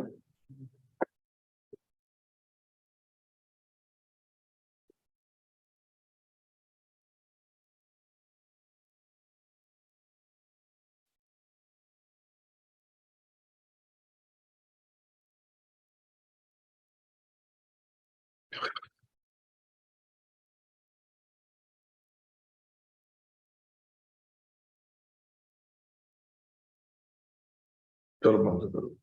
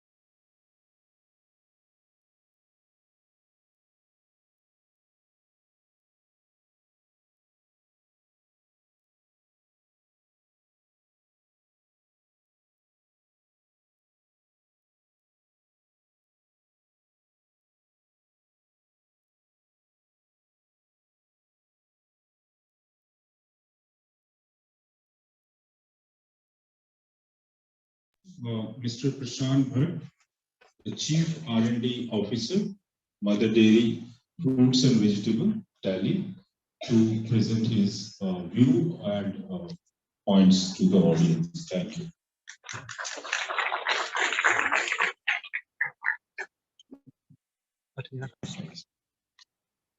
Good afternoon. Firstly, thanks to Professor Rai and Mr. Ajay Khosla for inviting me to this program.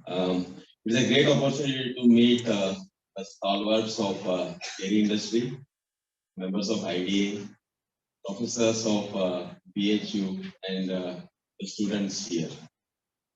So my today's presentation is tailor-made for the students. We have put in several things, and even if some of them you feel useful, that will be great. We move to next slide. I'll be covering these three main areas. First one is about the consumer needs and converting them into the products. So any innovation, for it to work, it has to meet the need of the consumer, right? So irrespective of what our internal internal constraints are, or say the internal capabilities, etc.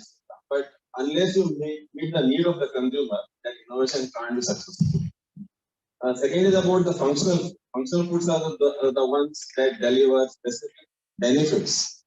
It can come through an ingredient, it can come through a macronutrient like a protein, etc. And third is the skills needed as well as what are the opportunities for the students in the food sector.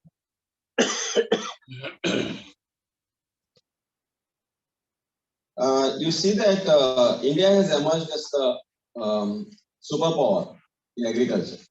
So the agriculture industry is not only feeding the very large population of India, but we are also feeding the globe currently. We are either number one or number two in most of the segments within the agriculture. So I have not put the seafood industry here. We are the number one in fish. Sir, mic pass le lijiye sir aap thoda. We are number one in fish, and similarly in poultry we are number 3 in the world. So how this has happened? There are several reasons for this. First and most importantly, God has blessed us a land that is very fertile. There are several major rivers cross through this country. Nearly 2/3 of our border is adjacent to the sea, right? And then there is a very strong effort put in by the farmers of this country, the institutes like you, and also the industry. And most importantly, there are eminent people who have put selfless efforts in terms of making this happen. Dr. Kurian or Dr. MS Swaminathan, Dr. B.V. Rao, and many others who has made this happen. And this very flourishing agriculture is leading to a significant sized food industry in India, which has been growing very strongly. If you look at dairy specifically, the value created by dairy industry currently is 11 lakh crores. Of this, 70% is still unorganized.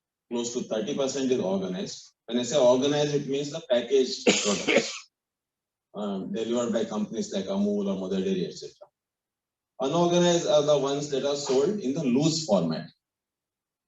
So when you have the unorganized segment, there are chances of adulteration there. There are chances of food safety in the case of unorganized segment. Whereas the organized one, it is governed by the food laws of India or the food regulation of India. So every food operator that delivers these products into the market need to comply with the certain specifications put in by the regulation, Indian regulation. And over a period of time, this unorganized will move into the organized space. More and more of the unorganized market will move to a safer and a better quality organized space. So if you look at the breakup of this 11 lakh crores, most of it is milk, like nearly half of it is milk, which is followed by ghee. Then you have got curd, soya, paneer, etc. So even like something like sweets is close to around 70,000 crores. Irrespective of all the concerns around the sugar consumption, etc., there is a very big sweet industry in India. There is an opportunity to convert this unorganized market into the organized market. This is what many of us have been doing.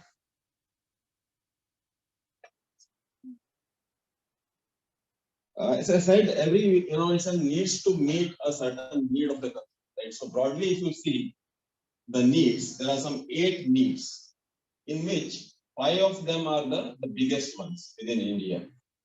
So within those 5, the biggest one is the health and wellness. So this is about nourishing your body, right? So it may be related to growth in the case of kids. It may be related to maintenance of your bone and muscle when you are an adult or a senior citizen. Similarly, it can be of digestive health. So different benefits you need to deliver through the products to meet this health and wellness space. And dairy is the biggest category that is currently meeting this, because milk, as you know, is a great quality protein, as well as the quantity that is delivered through a milk product, the protein quantity is also quite significant. As an example, 100 grams of protein, 100 grams of paneer will deliver 25 grams of protein. So an adult would require around say 60 to 70 grams of protein. So of that, nearly 40% can be delivered through just 100 grams of protein, paneer. Similarly, the products like curd or say charge, they deliver digestive benefits. So dairy plays a very important role in this. The second one is about energy. So the largest energy drink in India is chai, because it has got sugar in it, it has got milk in it, and people feel alert when they consume chai. And there are several other products that are based on glucose, etc., glucon-D like products, they are coming up. Similarly, there are some energy drinks also coming up, but the largest one is still the chai. Third one is about hydration. So India being a tropical country, you need to keep on replenishing, right? So your body fluids that are lost due to high temperatures in summer, you need to keep on replenishing them. So after tap water, the biggest one is Nimbu Pani here. Nimbu Pani, then that is followed by charge. So then there are several other traditional drinks, and all these traditional drinks contain a high level of salt also, because salt helps in replenishing your lost sodium or say potassium, etc., through sweating. Then you have got a very big space called as indulgence. So everything that is indulgent, like ice cream, cakes, yogurts, all those would come in this space. And the last one is about fun. Fun is the products that has bubbles in it, like a soft drink, Coke or a Pepsi. It has got bubbles in it, so it is had for fun. There is no health benefit associated with those products. It is just for fun.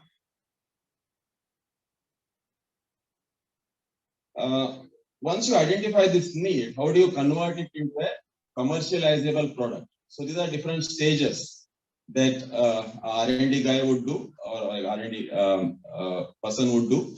So the idea generation itself is the biggest stage, right? So you need to get the idea right.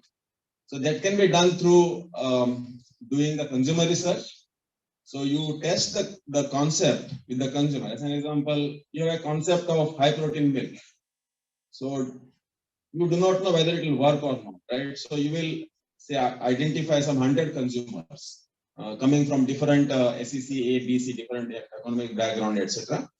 Male, female, kids if say the age group is the target age group is kids. So you would ask them several questions. What is your awareness around protein? What are the benefits you think protein gives? Similarly, what is what can be the cost of this product? How many times in a day or a week you would like to offer this to your kids or to yourself?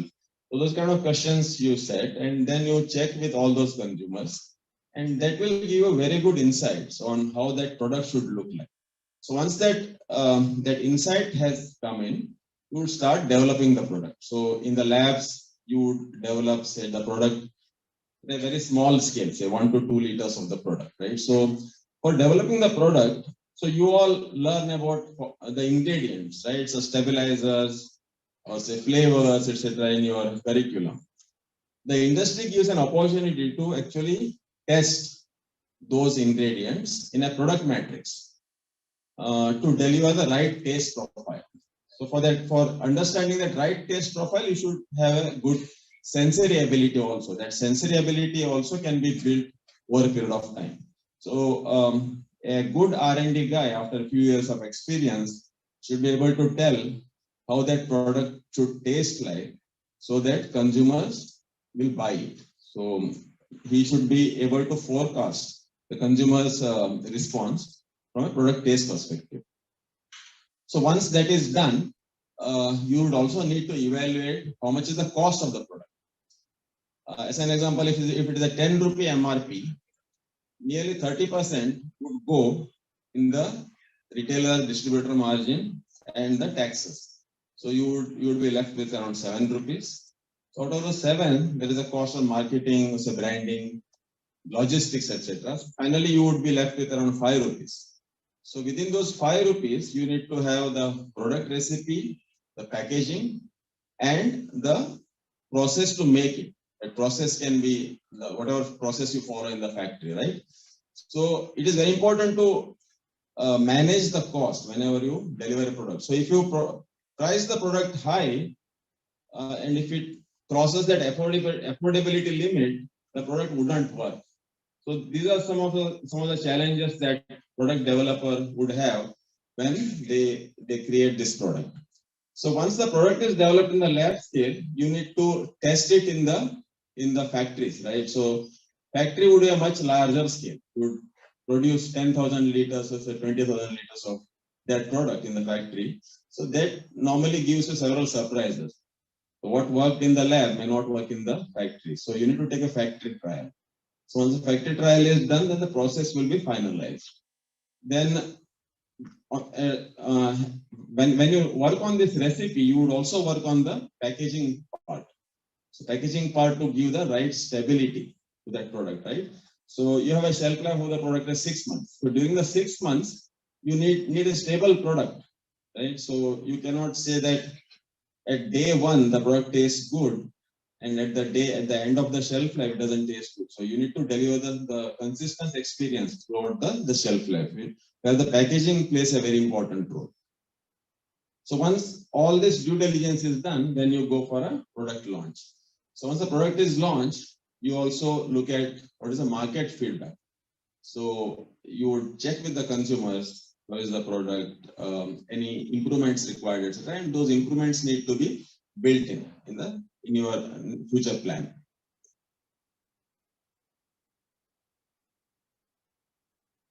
I'll cover broadly these 4 areas. Within functional, there can be several options, right? So, but I'll cover only say 2 areas of functional.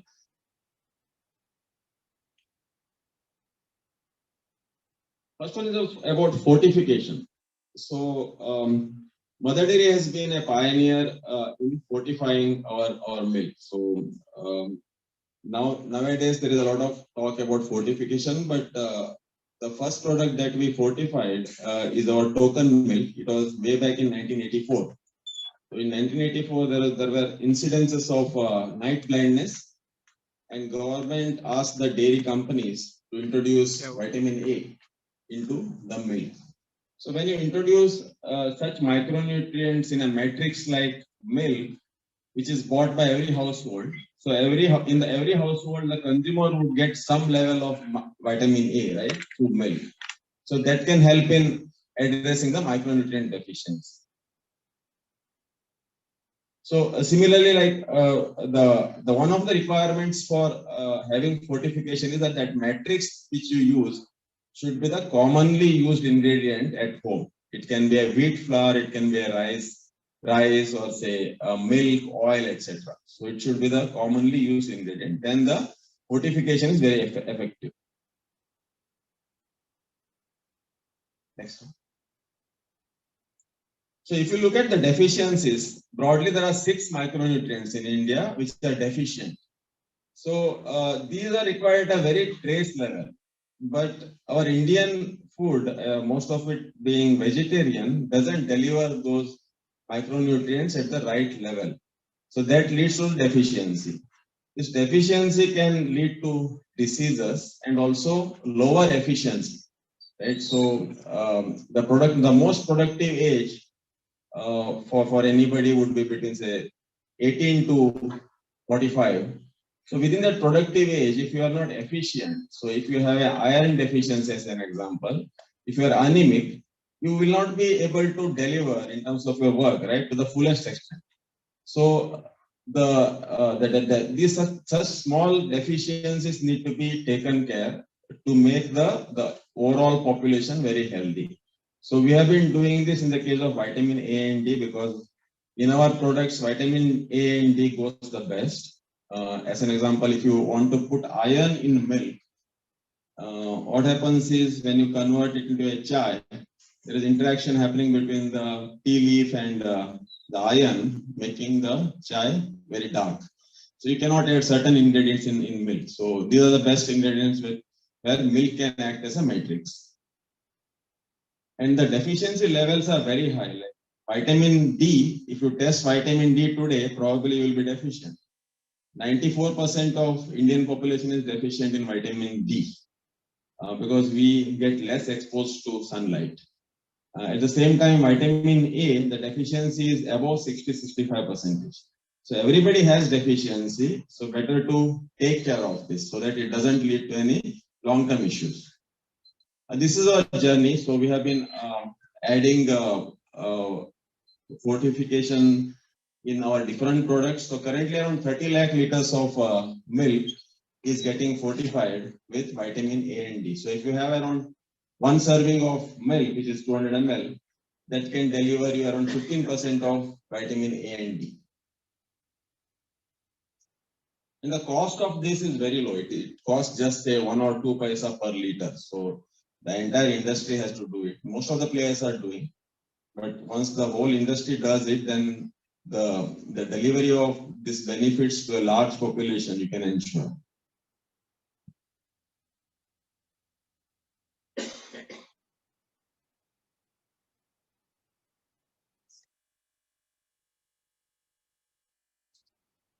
This is about digestive health. So, how many of you would know that gut is one of the most important part of your body? Because nearly like 2 or 3 kg of your body weight comes from your gut, right? So small and the large intestine. There are trillions of bacteria which live in that gut. And these are the good bacteria. And they have been working all along since your birth. So they work 24/7 silently and deliver several benefits. Those benefits include your digestion benefit, it includes immunity benefits, etc. So probiotic is one area where there is a lot of research has been happening and there are proven claims. So you can deliver immunity benefits as well as digestive benefits through probiotics.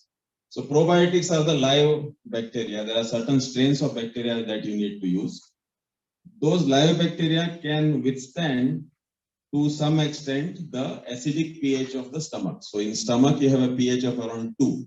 None of the bacteria can survive at that kind of pH, but these probiotics have a better resistance towards acidic pH. Once they pass through the stomach, they reach the intestine and then they start working there. So there is already trillion of bacteria, good bacteria sitting there.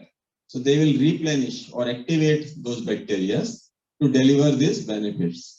So immunity benefits, as an example, we used bacteria called as, which is branded as LGG in our curd. So during COVID, there was a huge issue around respiratory immunity requirement, right? Everybody was looking at what are those ingredients that give you immunity, such as haldi or giloy, etc. So we looked at the probiotic that can deliver the immunity benefit in your respiratory system.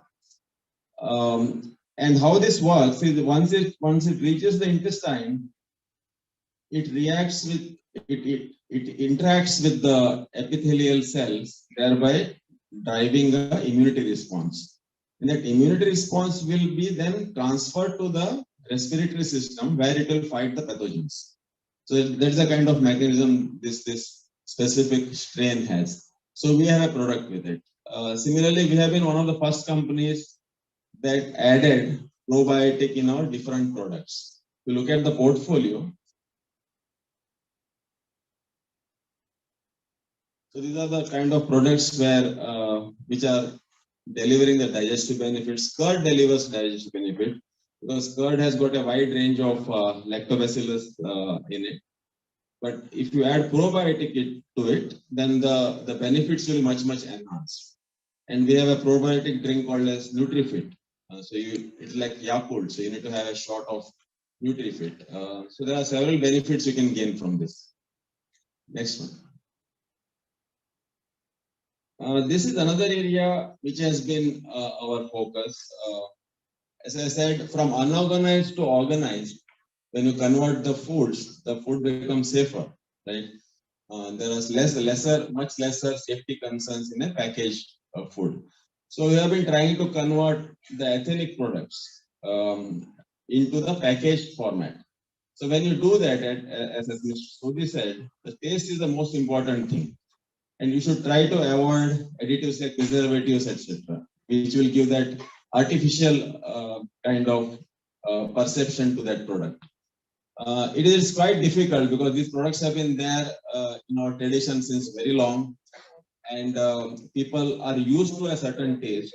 To deliver that taste in a packaged format, which can stay longer in the shelf, is extremely difficult. As an example, paneer would have a shelf life of 2 days, right?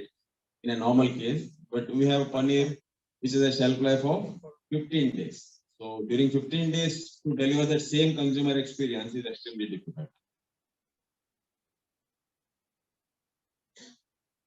This is about our commitment towards environment.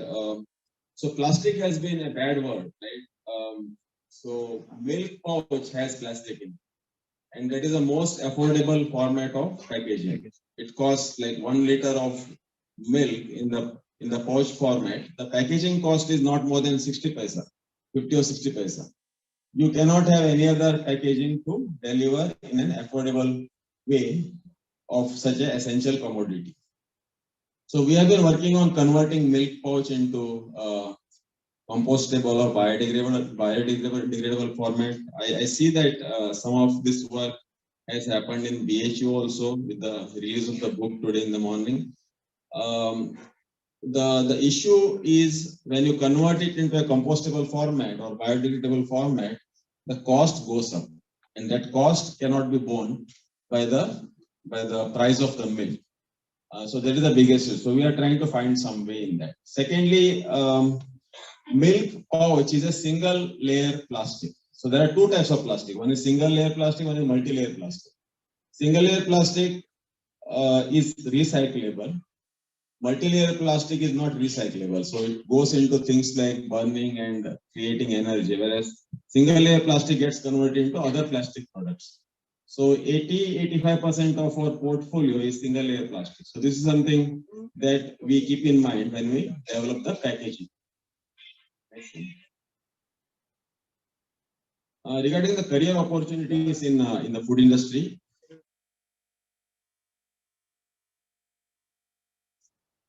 on the left side, you have got certain ingredients, right? So you have got research and you have got development. So lot of research happens in this ingredients or say packaging area, which then can be used in your products to deliver those benefits or say stability, etc.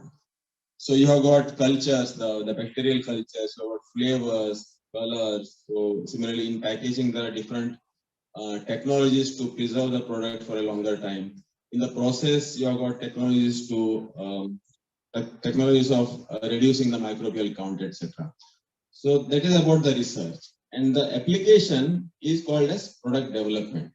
The product development can be of any category. As an example, it can be a development of a biscuit, right? So the ingredients required for the biscuit, there will be some 10 to 12 ingredients. There's a lot of research that keeps on happening on those ingredients, which you have to use in your recipe to deliver the right taste.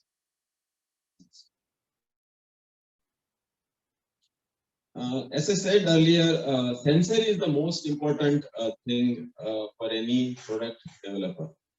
So sensory ability. And there is a huge area of sensory which is called as flavor industry, where there are job opportunities normally. So what flavor companies do is every flavor would have around 30 to 40 components. So they do a lot of research around how that component can be modified for a better stability or a better taste, etc. As an example, Alfonso mango flavor. Alfonso mango flavor would have around, say, 40 to 45 different components to deliver that right taste of Alfonso flavor. Right? And which then can be used in your products like ghee or ice creams, etc.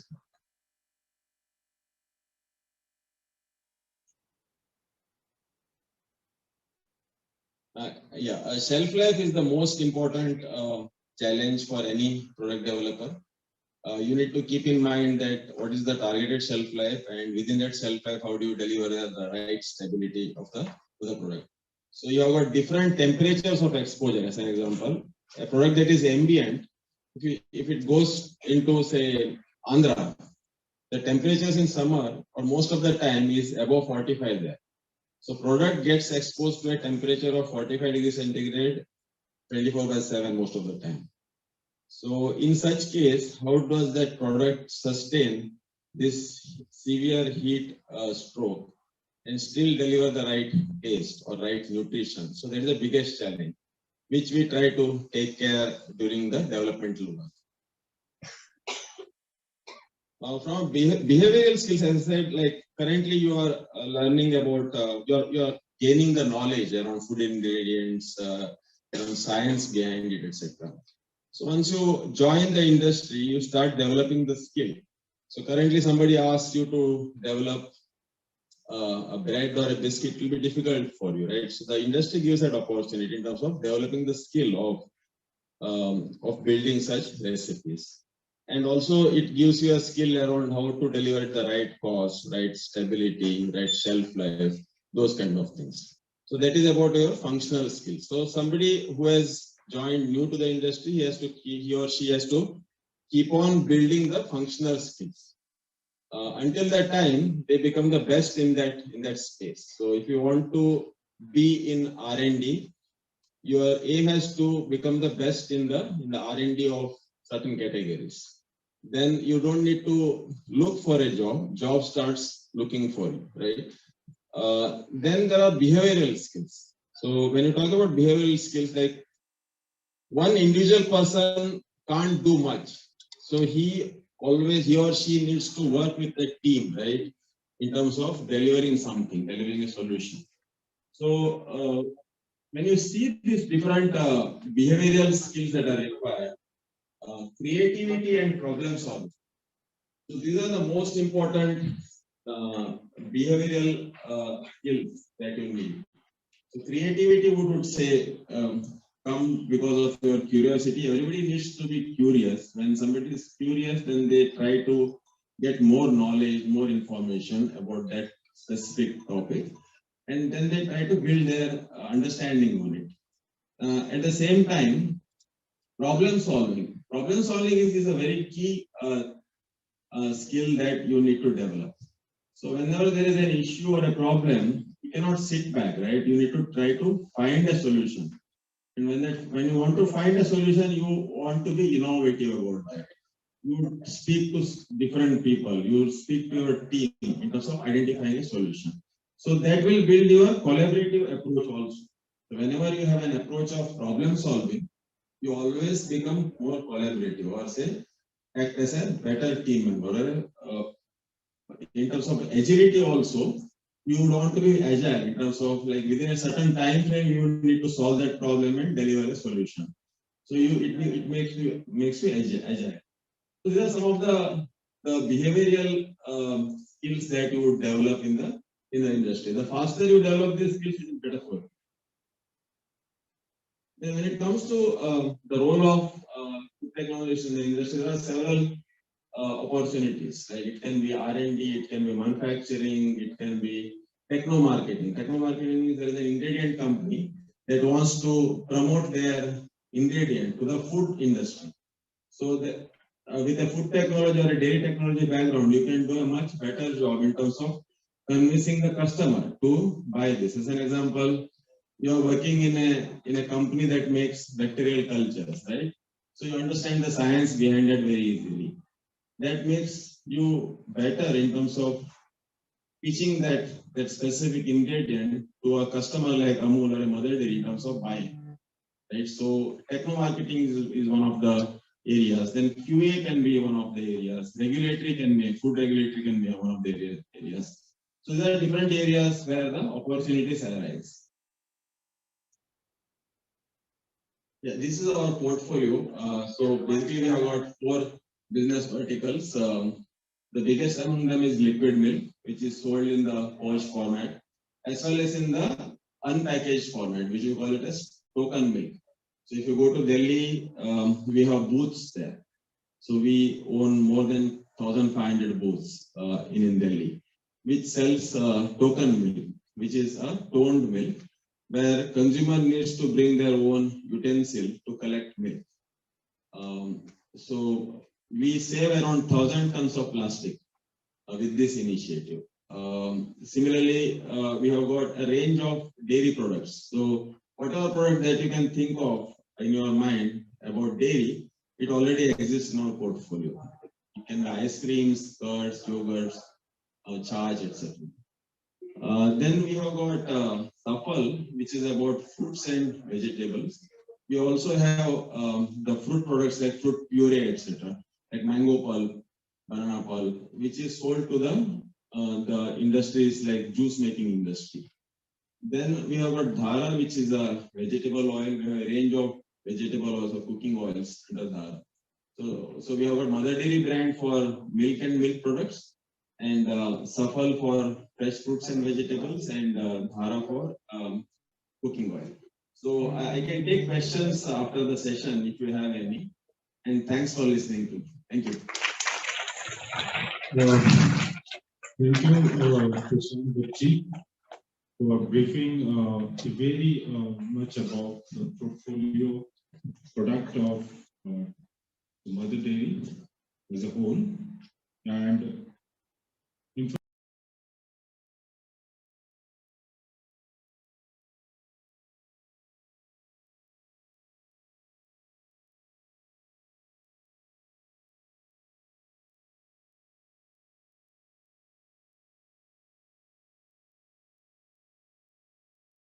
let the mic. When we call milk, means it has to be pure only. No fortification, nothing. Yeah, it is pure, but milk can be.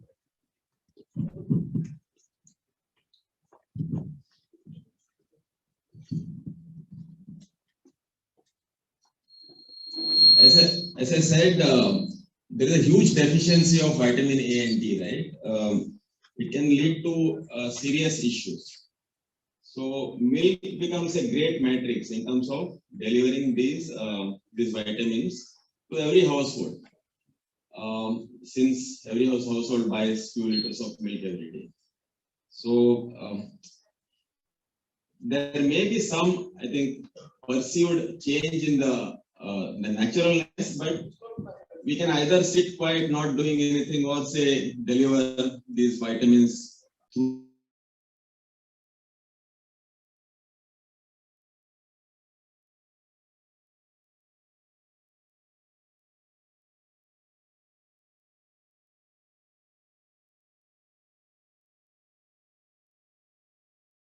Getting vitamin A in token milk since few decades.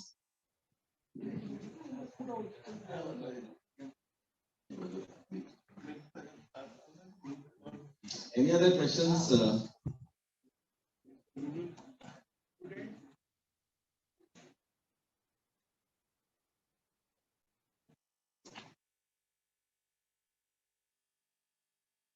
Everything is clear? Okay. Thank you so much. Thank you so much, sir, for this wonderful presentation. Now I would request co-chairman of the session, Professor R.K. Dwari, sir, to present a token of our gratitude to sir. I will request Man sir.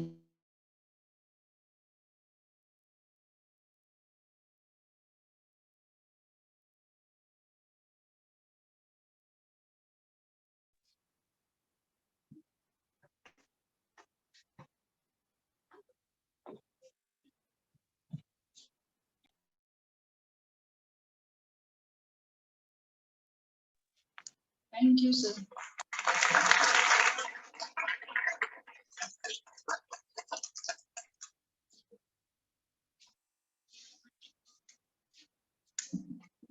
Thank you, sir.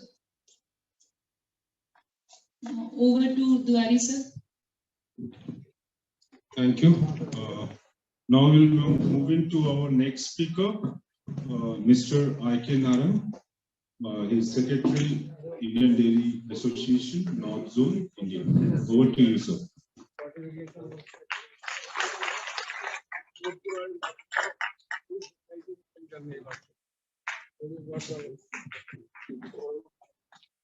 Okay, please switch on this one. Okay, done.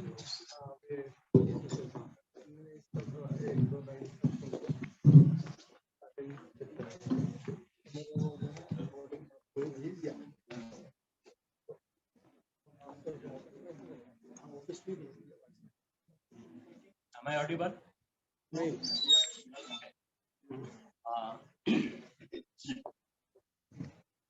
Secretaries. Mic is not working on the time. नहीं चला भाई mic डर गया आपसे mic डर गया आपसे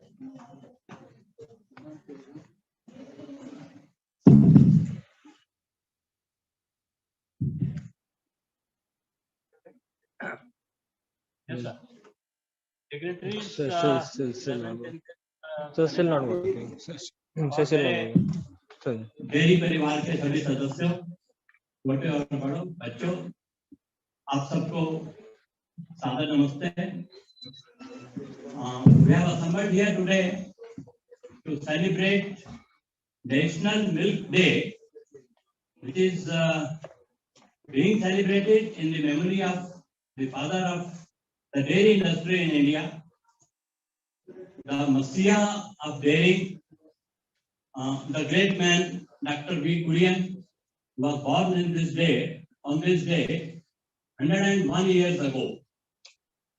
Today is his 101st birthday, and to add to this event's importance, the event is being held in the organization which was set up by another great man, that is Madan Mohan Malviya ji, 5 years before Dr. Kurian was born.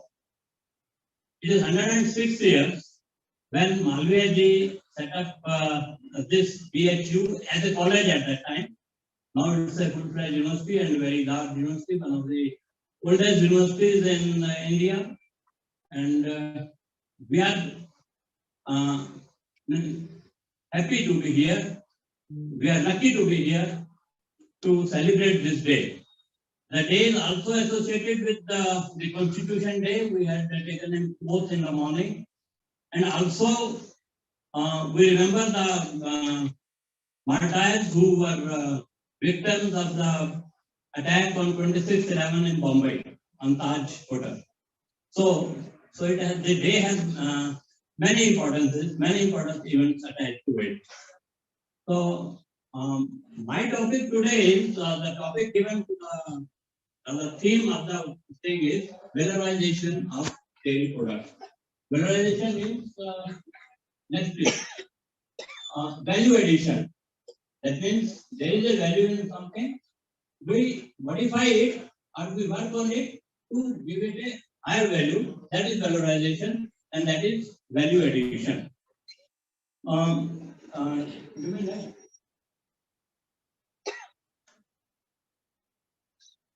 Next. Again. Next. Next one, please.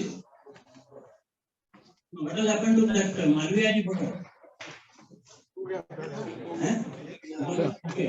Malviya ji was a cow lover himself, and this is the photo when he visited perhaps NDRI Bangalore along with Mahatma Gandhi, and photo was taken out that, and I was lucky to have it. Just I was sitting here and I said Google and got it. Then I requested this gentleman to put it also on the presentation. Okay.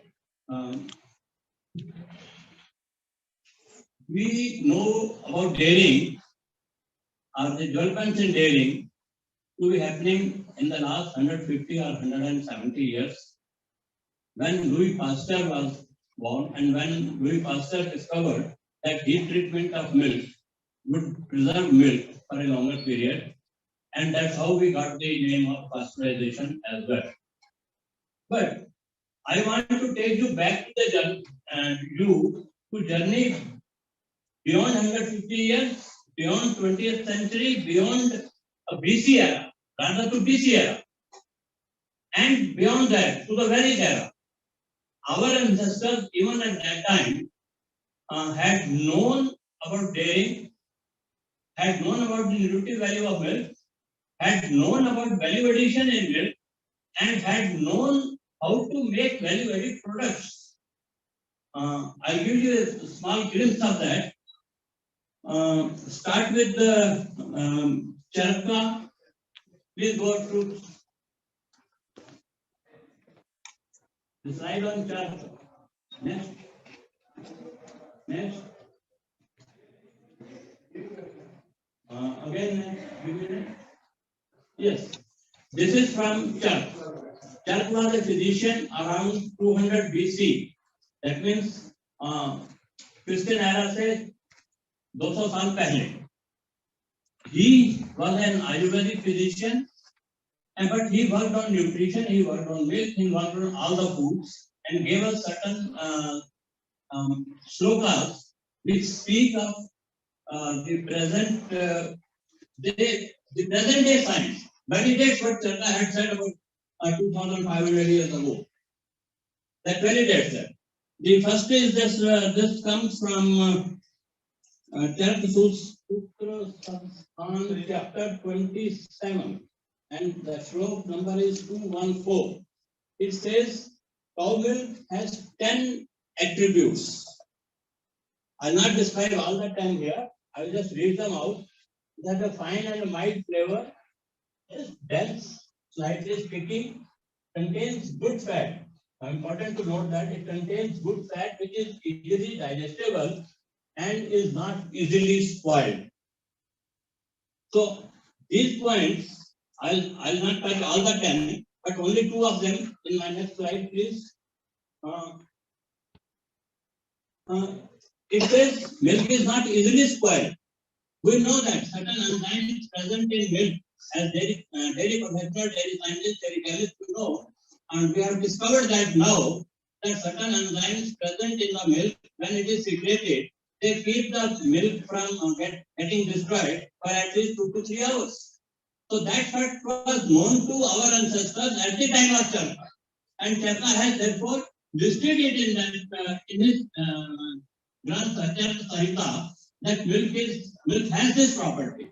The certain enzymes have effect of breaking down the cell wall of gram-positive bacteria. Lactobacillus system.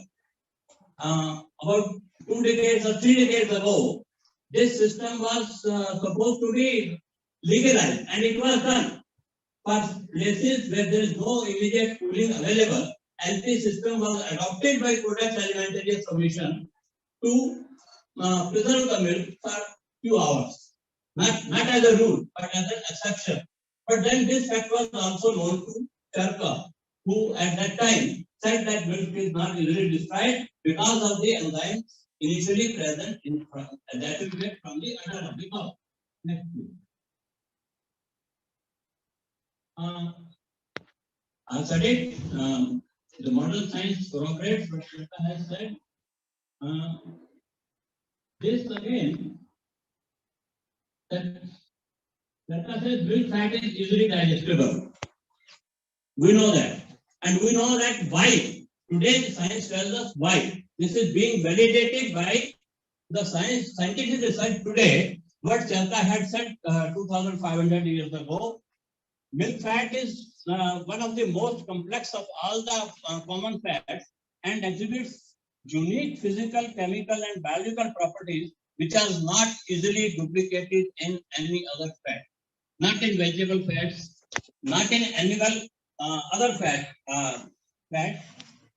This arrangement of the milk fats of the fatty acids makes it more digestible or easily digestible. Please. It is rich in short and medium chain fatty acids, which are more easily digestible. Another factor in excellent digestibility of milk is how it is present. It's present in an emulsion form, which is easy to assimilate by our body. Next, please.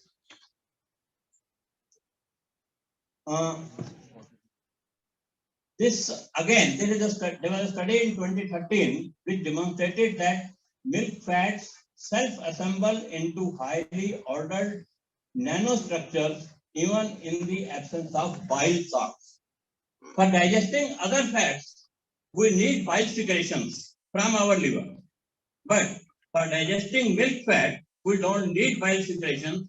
They are digested without the assistance. Even if we have a bad liver, we'll be able to digest milk because we are not getting bile salt from there. But we'll be able to digest milk. That is this, the science is telling us today, but Charka told us 2,500 years ago. Next, please. Again, Charka says here the milk increases vitality and virility or oja in men. We know how and why of it, the nutritive value of milk. We know we are dairy professionals, our dairy students are dairy. We know all that. I will not elaborate that. Please give me next. Dhanvantri. Dhanvantri was the period of Dhanvantri is around 3000 BC. That's about 5,000 years from today. 5,000 years back. Even he had known, he had 5,000 years ago also, he is going to be the Vaidya or doctor of gods, Dhanvantri. So he also 5,000 years ago had said the same thing what Charka had said. He said that milk is a desirable and preferred diet in all sorts of ailments. I said milk fat is easily digestible, but Dhanvantri has gone back to say that it is a desirable diet in all sorts of ailments and illnesses. Give me next. How? Why milk can be given in all sorts of ailments? When I am sick, can I take milk? Yes, I can. Because milk proteins have buffering properties. We all know that today because we have studied dairy science. Dhanvantri had not studied dairy science, but he had given that idea 5,000 years ago. If you have some hyperacidity, a good doctor will not tell you to take Dialin or Gelusil. He will tell you to take sip 50 to 100 ml of milk every 2-3 hours. And if you do that, your hyperacidity is gone. So that fact was given to us by Dhanvantri 5,000 years ago. Then again, if you have a bathrobe, gout and production of uric acid, that is prevented by milk proteins. The proteins in pulses, they produce uric acid. They are source of uric acid. But milk proteins, on the other hand, reduce uric acid. That was told to us by Dhanvantri 5,000 years ago. Come on. Next, please. From Dhanvantri, I go back further back. My journey is going backwards to Vedic age now. Vedic age, Atharvaveda, chapter 4, hymn 21 and mantra 6. It says, the cow through its milk transforms a weak and sick person into an energetic person, provides vitality to those without it, and by doing so, makes the family prosperous and respectable. Note the word prosperous and respectable in the society. How does that do it? Let us go to the next slide. My previous speaker has spoken about the nutritive value and vitamins, etc., present in milk.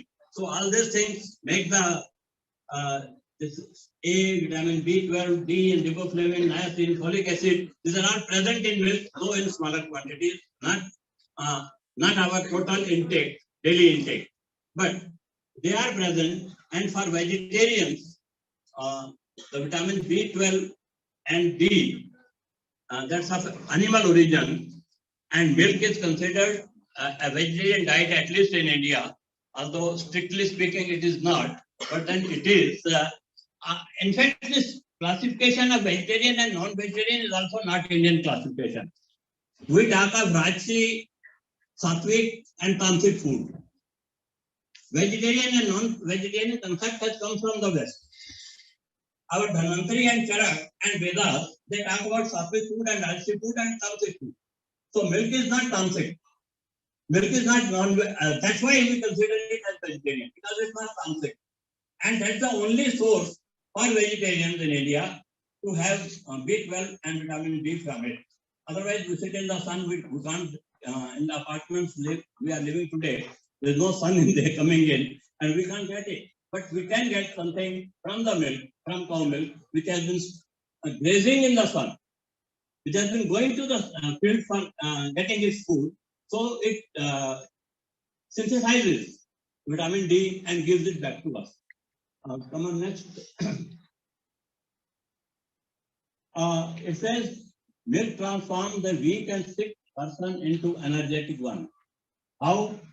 Good source of folic acid, I have already said. Vitamin A also. 250 ml serving of cow milk contains vitamin A sufficient to meet 75% of the daily need of a preschool child, and several bioprotective molecules also are present in milk. Please give me next. A survey again, because of these qualities, there is a prayer in a survey. This is again chapter 18, hymn 4 and mantra 34. I have scanned from the Atharvaveda and put it here for you. This has actually been scanned from there. May the milk cows forever continue to provide you with nutritious and energizing secretions. This is the meaning of it, or the essence of it. Next. This is another a very, very important mantra in Atharvaveda. This is in chapter 1, hymn 22, and the first mantra.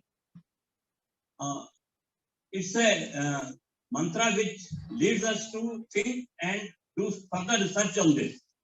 It says, milk from a red color cow helps cure heart diseases and jaundice, Hridaya rog and Pandu rog. Pandu rog is jaundice, yellowishness that we get on our skin because our liver is not functional.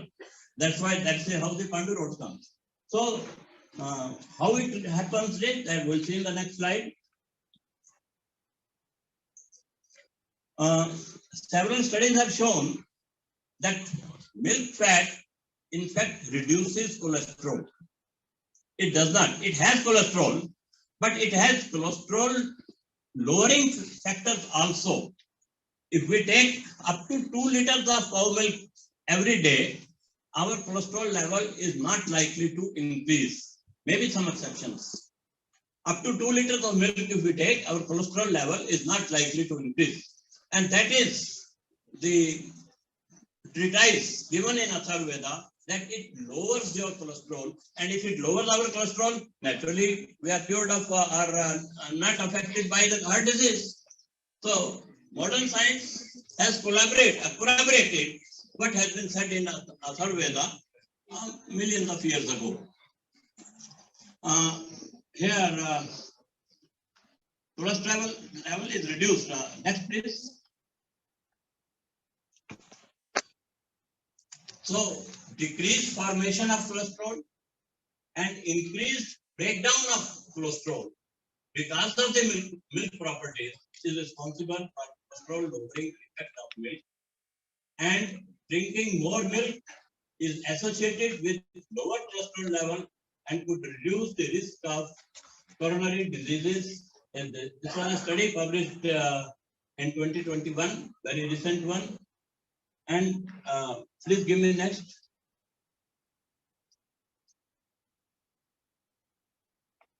higher milk take was associated with greater body fat, but lower cholesterol levels. This was again a study published in South Australia around 5 years ago. Missed the date here, but this was a 5 years ago study. And on balance, this suggests that milk can be part of a balanced, heart healthy diet. Give me next, please.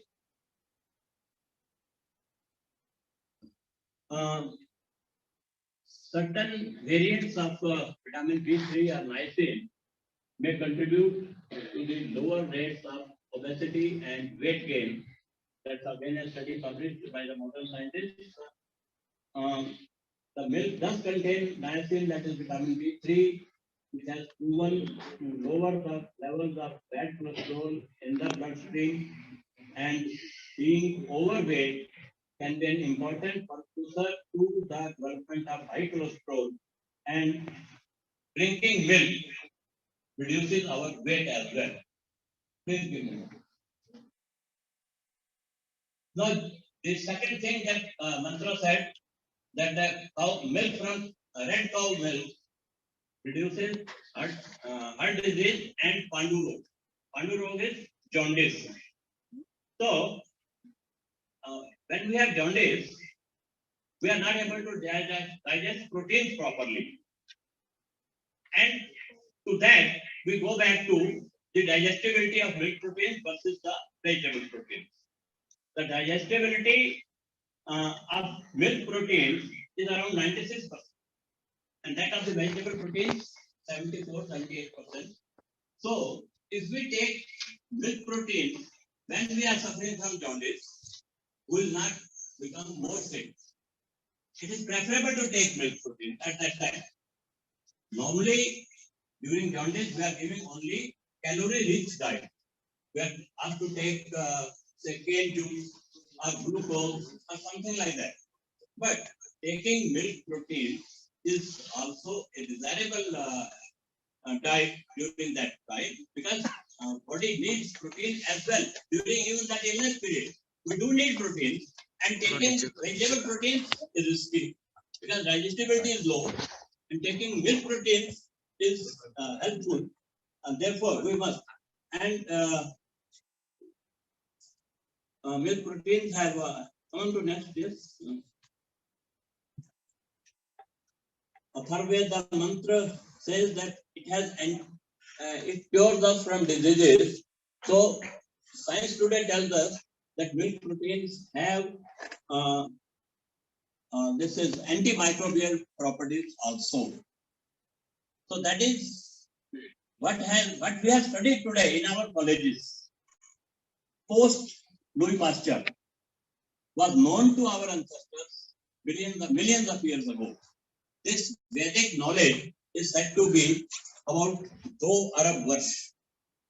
2 अरब वर्ष पुराना है ये वैदिक knowledge. उस समय वेद में लिख दिया था कि मिल्क प्रोटीन्स इतने हेल्पफुल हैं हमारे लिए, मिल्क कितना हेल्पफुल है हमारे लिए. चलिए next please. But the fact that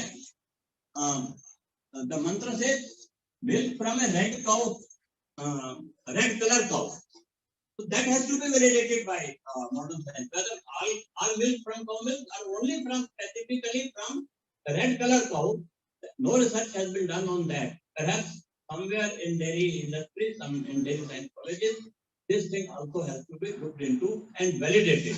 We should not believe anything stated in our scripture blindly. Go for research, and that red color cow effect has, to my knowledge, nowhere been validated so far. Okay, come back to that. No, we are talking about value addition. This product is given in Rig Veda, chapter 1, and it's called Parambha. It's a combination of dahi, ghee, and sattu. I don't think any product of this type of composition has been developed by any dairy today or any research institute today. And this is also said to have medicinal properties. Again, we have to validate it, do some more research on this. No product available today in the market, no dairy product, has these three components: dahi, ghee, and sattu. We have sattu separately. We are taking dahi separately. We are taking ghee separately. But a combination of this, I have not seen anywhere. And 2 अरब वर्ष पहले हमारे देश में ये लिख दिया गया था कि ये एक प्रोफिलैक्टिक है।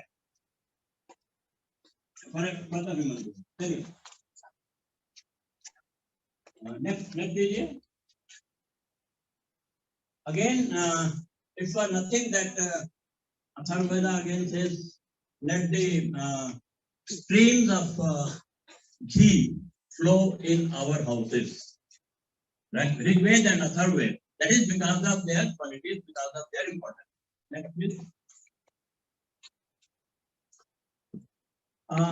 Ghee, normally doctors tell us, don't take ghee, you will get fat. But Veda says, no, it is harmless food. It's nirghosh food. The word used is nirghosh, harmless. It doesn't harm you. And it has been studied in Rigveda as well as Atharvaveda. Atharvaveda is a precursor to Ayurveda. Ayurveda has been drawn from Atharvaveda. When somebody may have a question here, how as a dairyman, I'm talking about Vedas and all that. For your information, I have an interest in these things and I have a master's degree in Vedic literature. That's how when I study those things, I try to pick up what is about dairying in those things. So that is how I have arrived at this presentation. He strengthens the body and helps enhance the lifespan. Ayurveda says he is promoter of memory. That is a common knowledge. Vedas and Ayurveda tell us. Next, please. Value addition of medicated teas. There are certain portions made out of cow ghee which help in skin diseases to remove our skin. That is a very common practice when many Ayurvedas will give you something mixed, some powder mixed in cow ghee and say apply on your skin problem and it will get cured. So that was that's not their own thinking. It has come from the Atharvaveda and Rigveda and Charaka also. And important property of ghee that is given by Charaka is that it is samskara anuvrata. That means it will carry the benefit or the qualities of the herb that is added to ghee without losing its own qualities. The inherent quality or the basic quality of ghee is to give you energy, is to enhance our intelligence, enhance our memory. But if we add something, some herbs also to it, the original quality will not be lost. And the phrase given for that is samskara anuvrata. It will not lose its own properties. It will, the herbs added will add to the properties it already has. Next, please. Valorization of ghee. Over 100 types of medicated ghee preparations are available and being practiced by the Ayurveda Acharyas these days. I have named that 2-3 here. Pipriyagi Ghita, Vasavagi Ghita, and Shatavari Ghita in bleeding disorders, and Panchagavya Ghita in epileptic conditions. These are only 3 or 4 names are given. But there is a full treatise on ghee treatment through ghee, and over 100 types of medicated ghee has been mentioned in that treatise. And that all comes from Atharvaveda and Rigveda. Next, please. Well, ghee also has antibacterial and fungicidal activities, properties. We know that all as scientists and dairy chemists and people sitting over here. I don't have to elaborate on it. Next. So this again valorization. Ghee, when we eat ghee, it gives me strength. But when we put that ghee as oblation in Agnihotra, it becomes subtle and it spreads all over. And the quantity of ghee which would have benefited a single person like me would benefit at least 100% sitting around. So that is valorization. That's valorization. When you in the kitchen, my lady friends know, put a pinch of chili when you are frying something. The whole house will know that you are frying something. So when it vaporizes, it increases the space it spreads to, and its effect is also many times increased.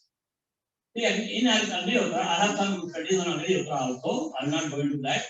But what happens? I'll give you an example of aspirin. When you are suffering from asthma, you take a tablet of aspirin. But when the condition is acute, doctor gives you the same thing through nebulizer. In nebulizer, it gets in a minute form and it impacts you immediately. So that is valorization. That is valorization of D also through Agnihotra. Please give me next. Curative properties and secretions of medicinal herbs in cow milk.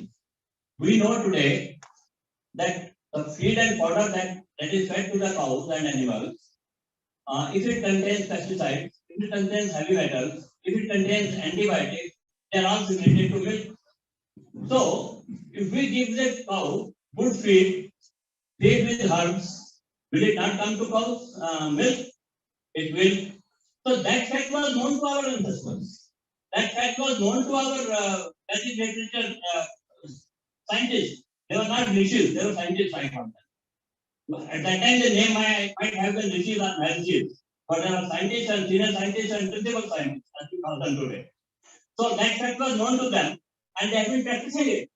And I'll show you, these are two mantras from Rig Veda and the third Veda. They have almost similar meaning. I'll not go into the word by word meaning of that. Please come to next.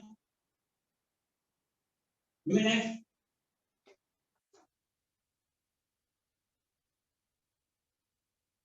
It says, cow provides in its milk the curative and prophylactic effects of the medicinal herbs it eats.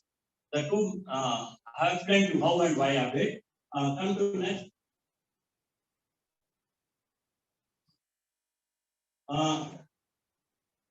Again, go further, please.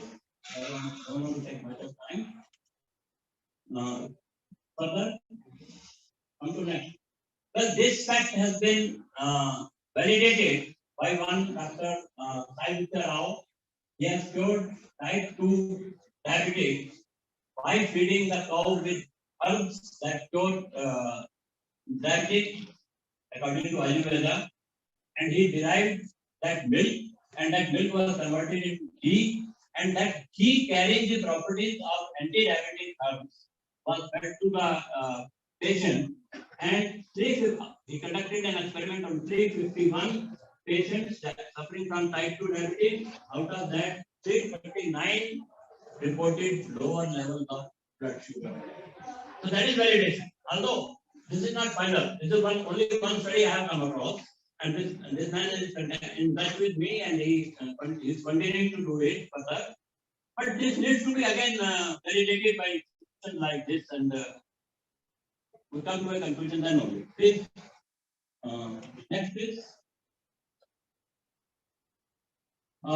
This is Samved. There are 4 Vedas, you know.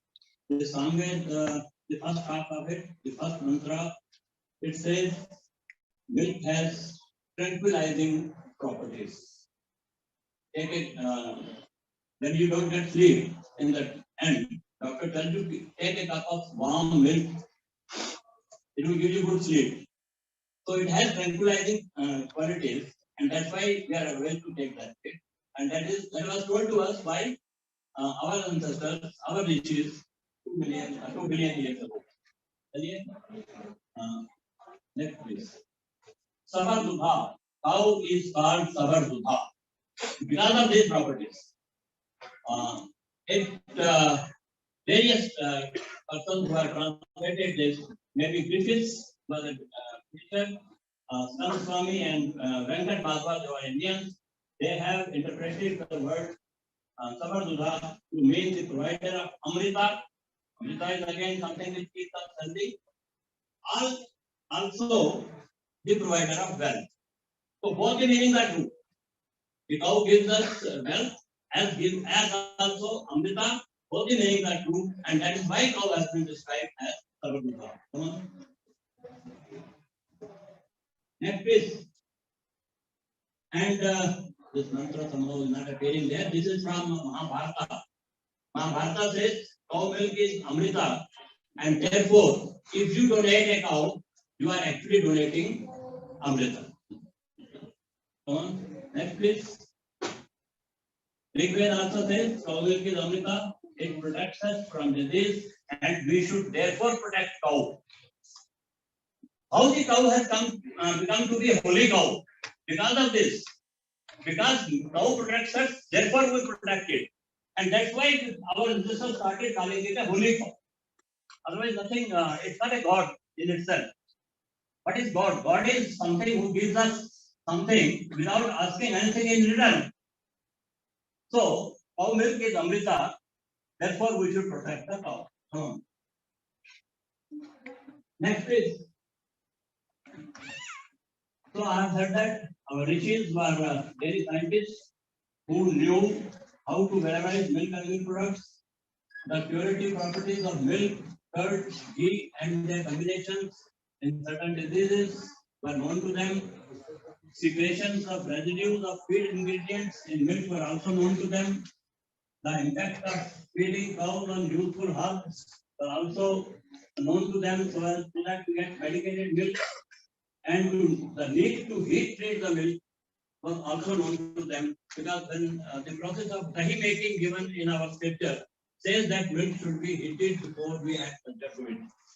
And that as dairy scientists and dairy professionals, we know it today. So that was told to us 2 billion years ago. Next, please.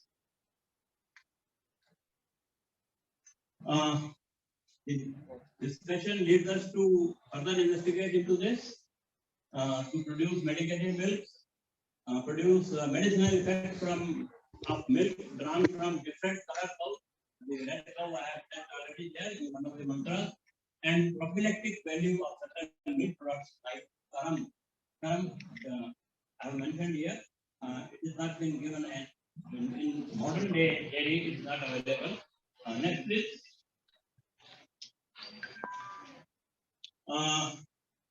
Okay, we'll skip this. Skip it. Next. Again, skip this. So leaves of cooking on fire before making curd, also known to our ancestors. The procedure described in our scripture. It's not that we learned everything after our ancestors had known it. Only thing is, the way we were taught, the way we were brought up, we were told that all knowledge came from West. And we had no knowledge here, we were all duffers here. But this study, my study shows that we had all that knowledge. It was written or destroyed deliberately, perhaps. I would say it was destroyed deliberately, and then we were told that Louis Pasteur is the father of modern dairy.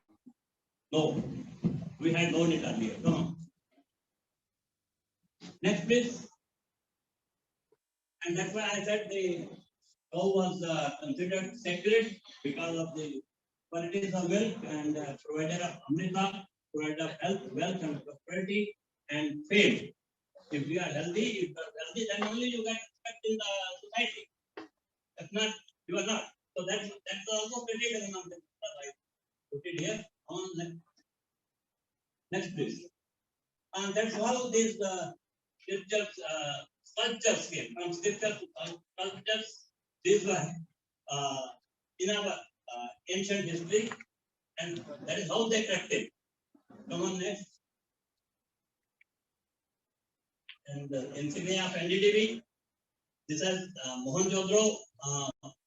In the excavation from Mohenjo-daro, we got this and made it as insignia of NDTV. That means at that time also, Mohenjo-daro times also, the importance of cow and bull was known. When we say cow, cow means its progeny, whether it's cow or bull, it's all, both are useful for us. Both are, we worship bull, that's why. That's why we worship bull also. Nandi, or this one, come on, please next. Next, please. Well, what I have spoken today before you, this was published in the Department of Animal Husbandry and Dairy in the report of Cattle Commission of India. At that time, I was asked to write an article, and I gave it. And it's even today, if you search the site of Department of Animal Husbandry and Dairy, you find this article there. But I have converted it to slides and presented before you. But all that is there on this website of Department of Animal Husbandry and Dairy. It's an official document. It was in the Cattle Commission report. So, because of my interest, my seniors knew that I have interest in that, so I was asked to write on this, and that's how I have come before you today. Come on, next, please. Apart from milk, I have interest in Agnihotra also, and published these two books on science of Agnihotra and Agnihotra Ancient Knowledge Validated by Modern Science. These are available in the market anywhere you can buy, and that is my. Initially, I said, how as a dairyman, I'm here to talk about scriptures. So that is my interest. I have a master's degree in that, and Agnihotra, I have done some research myself and compiled the research, and these are available in these two books. Next, please. Thank you so much for listening to me.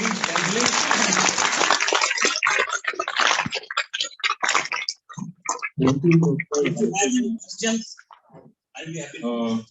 Thank you so much. And in his talk, he has mostly related with the ancient scriptures what we are having, with the benefit of having milk and cow as a whole. He has also emphasizes that what is the importance of ghee. Basically, people avoid many times ghee, that it can rise the fat level, but he's correct that it does not increases the cholesterol level in our blood system.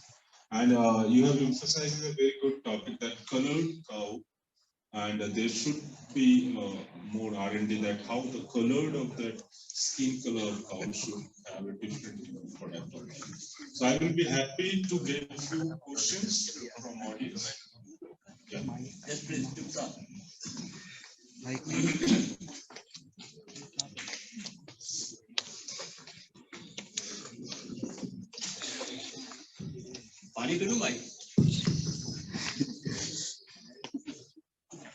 First of all, I will congratulate what a fine presentation Mr. Naran made it. Thank you. My query is that in Ayurvedic, generally people say three doshas, Vata, Pitta and Kapha. I have seen that milk includes more ghee, Pitta and Vata, but nothing mentioned about the Kapha. What the? Kapha dosha, third dosha. Okay. So whether anything can be elaborated on that, whether it helps in cough or it does not help in cough. Mantra said Vata and Pit. Yes. But cough, it is silent. Cough mein doodh nahi diya. So that means in cough, one should not take this thing. Avoid. Maybe. Okay. Ayurveda channel will tell you better. Second, I have seen in the total presentation, you are mentioning about cow only. Whether it covers buffalo also, or only cow have all these qualities which have been narrated by you. Very good question. I have mentioned about sheep and goat also. The mantra which says that the cow, sheep and goat, whatever herbs they are fed, they secrete their. Perhaps in the Vedic age, buffalo was not considered a milk animal. Perhaps.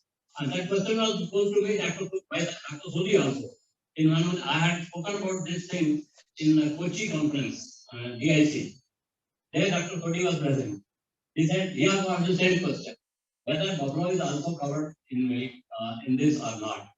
Well, I have no precise answer to it, but wherever we find the reference of milk animals, we find cow only.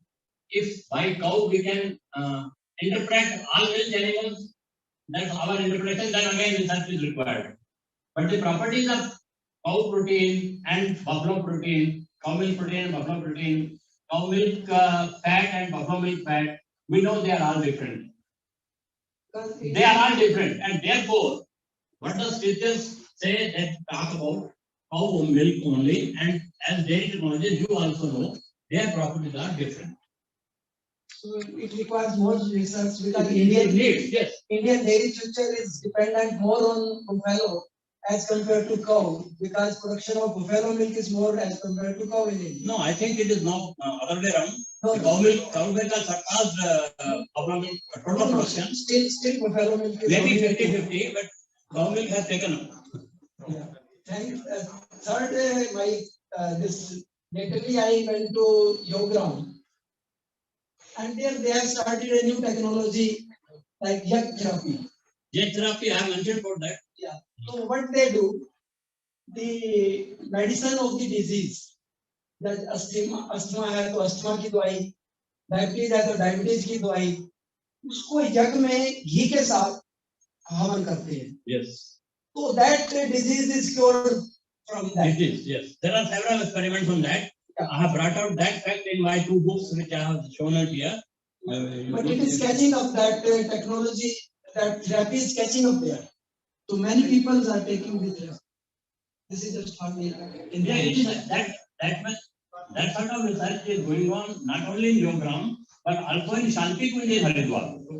Shanti Kunj, they have a separate department of naturopathy, and they are doing experiments on that, and many people have been cured by Shanti Kunj lab there. Similarly, there was one, I forget his name, one doctor in Uttarakhand somewhere. He cured several hundred TB patients with Agnihotra because he added the herb for that oblations in the Agnihotra, and you know that by adding that by heat treatment, it is evaporated, it becomes minute and supple and more effective. And I gave the example of nebulizer. Same thing. Same thing. Nebulizer is a modern version of Agnihotra. You can say that. But Agnihotra is original and that gives you more benefit. There are researches on that. Thank you so much. Thank you. No questions. Thank you, sir. I will request Professor DC Rai, sir, to please come on the hand over a memento. So.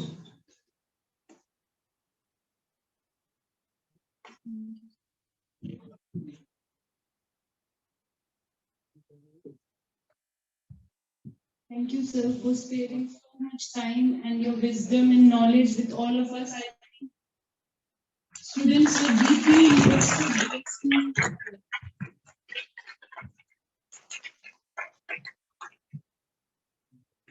Thank you so much. I also request Professor DC Rai, sir, to honor co-chairman of this session, Professor R.K. Tiwari, sir. Professor, please.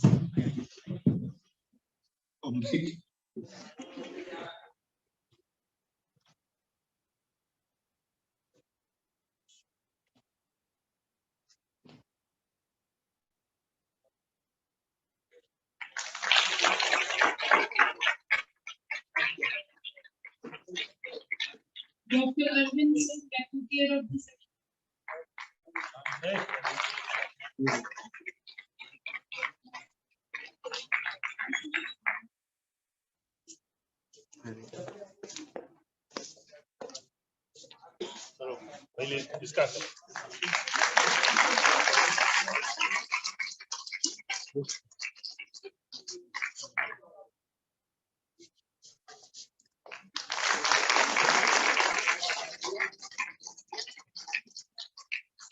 Thank you, sir.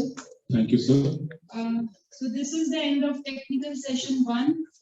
Our silver sponsors, Urban Dairy, have arranged a special gift for all of our ID executives. So I would request the MD to please come on the dais and present our IDA executive, honorable IDA executives, with the hamper of the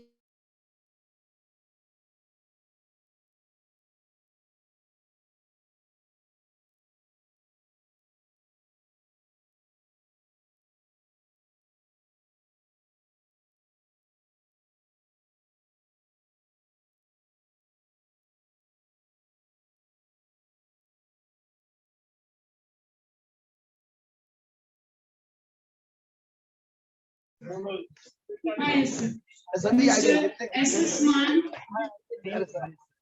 Mr. S.S. Mann, Chairman IDA North. Requesting the captain of the ship to lead. Shriman sir. Mr. S.K. Postal, sir, please.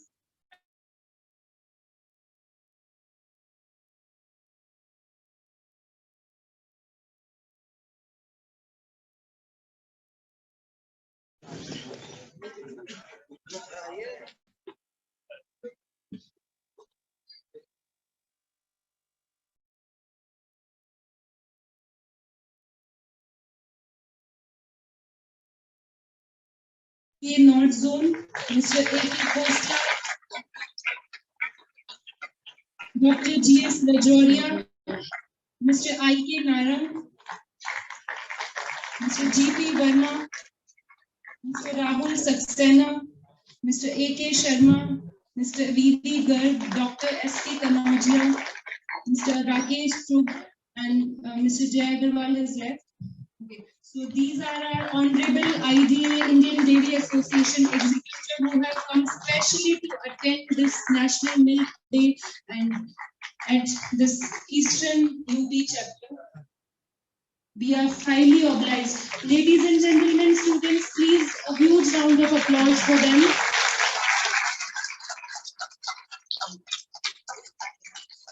It's really, we are really honored to have all of you with us today, sir. And we look forward for many such future collaborations and meetings with all of you. And please, sir,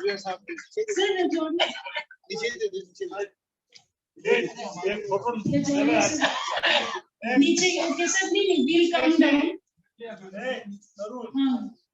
sir ma'am आ गए एक सबके साथ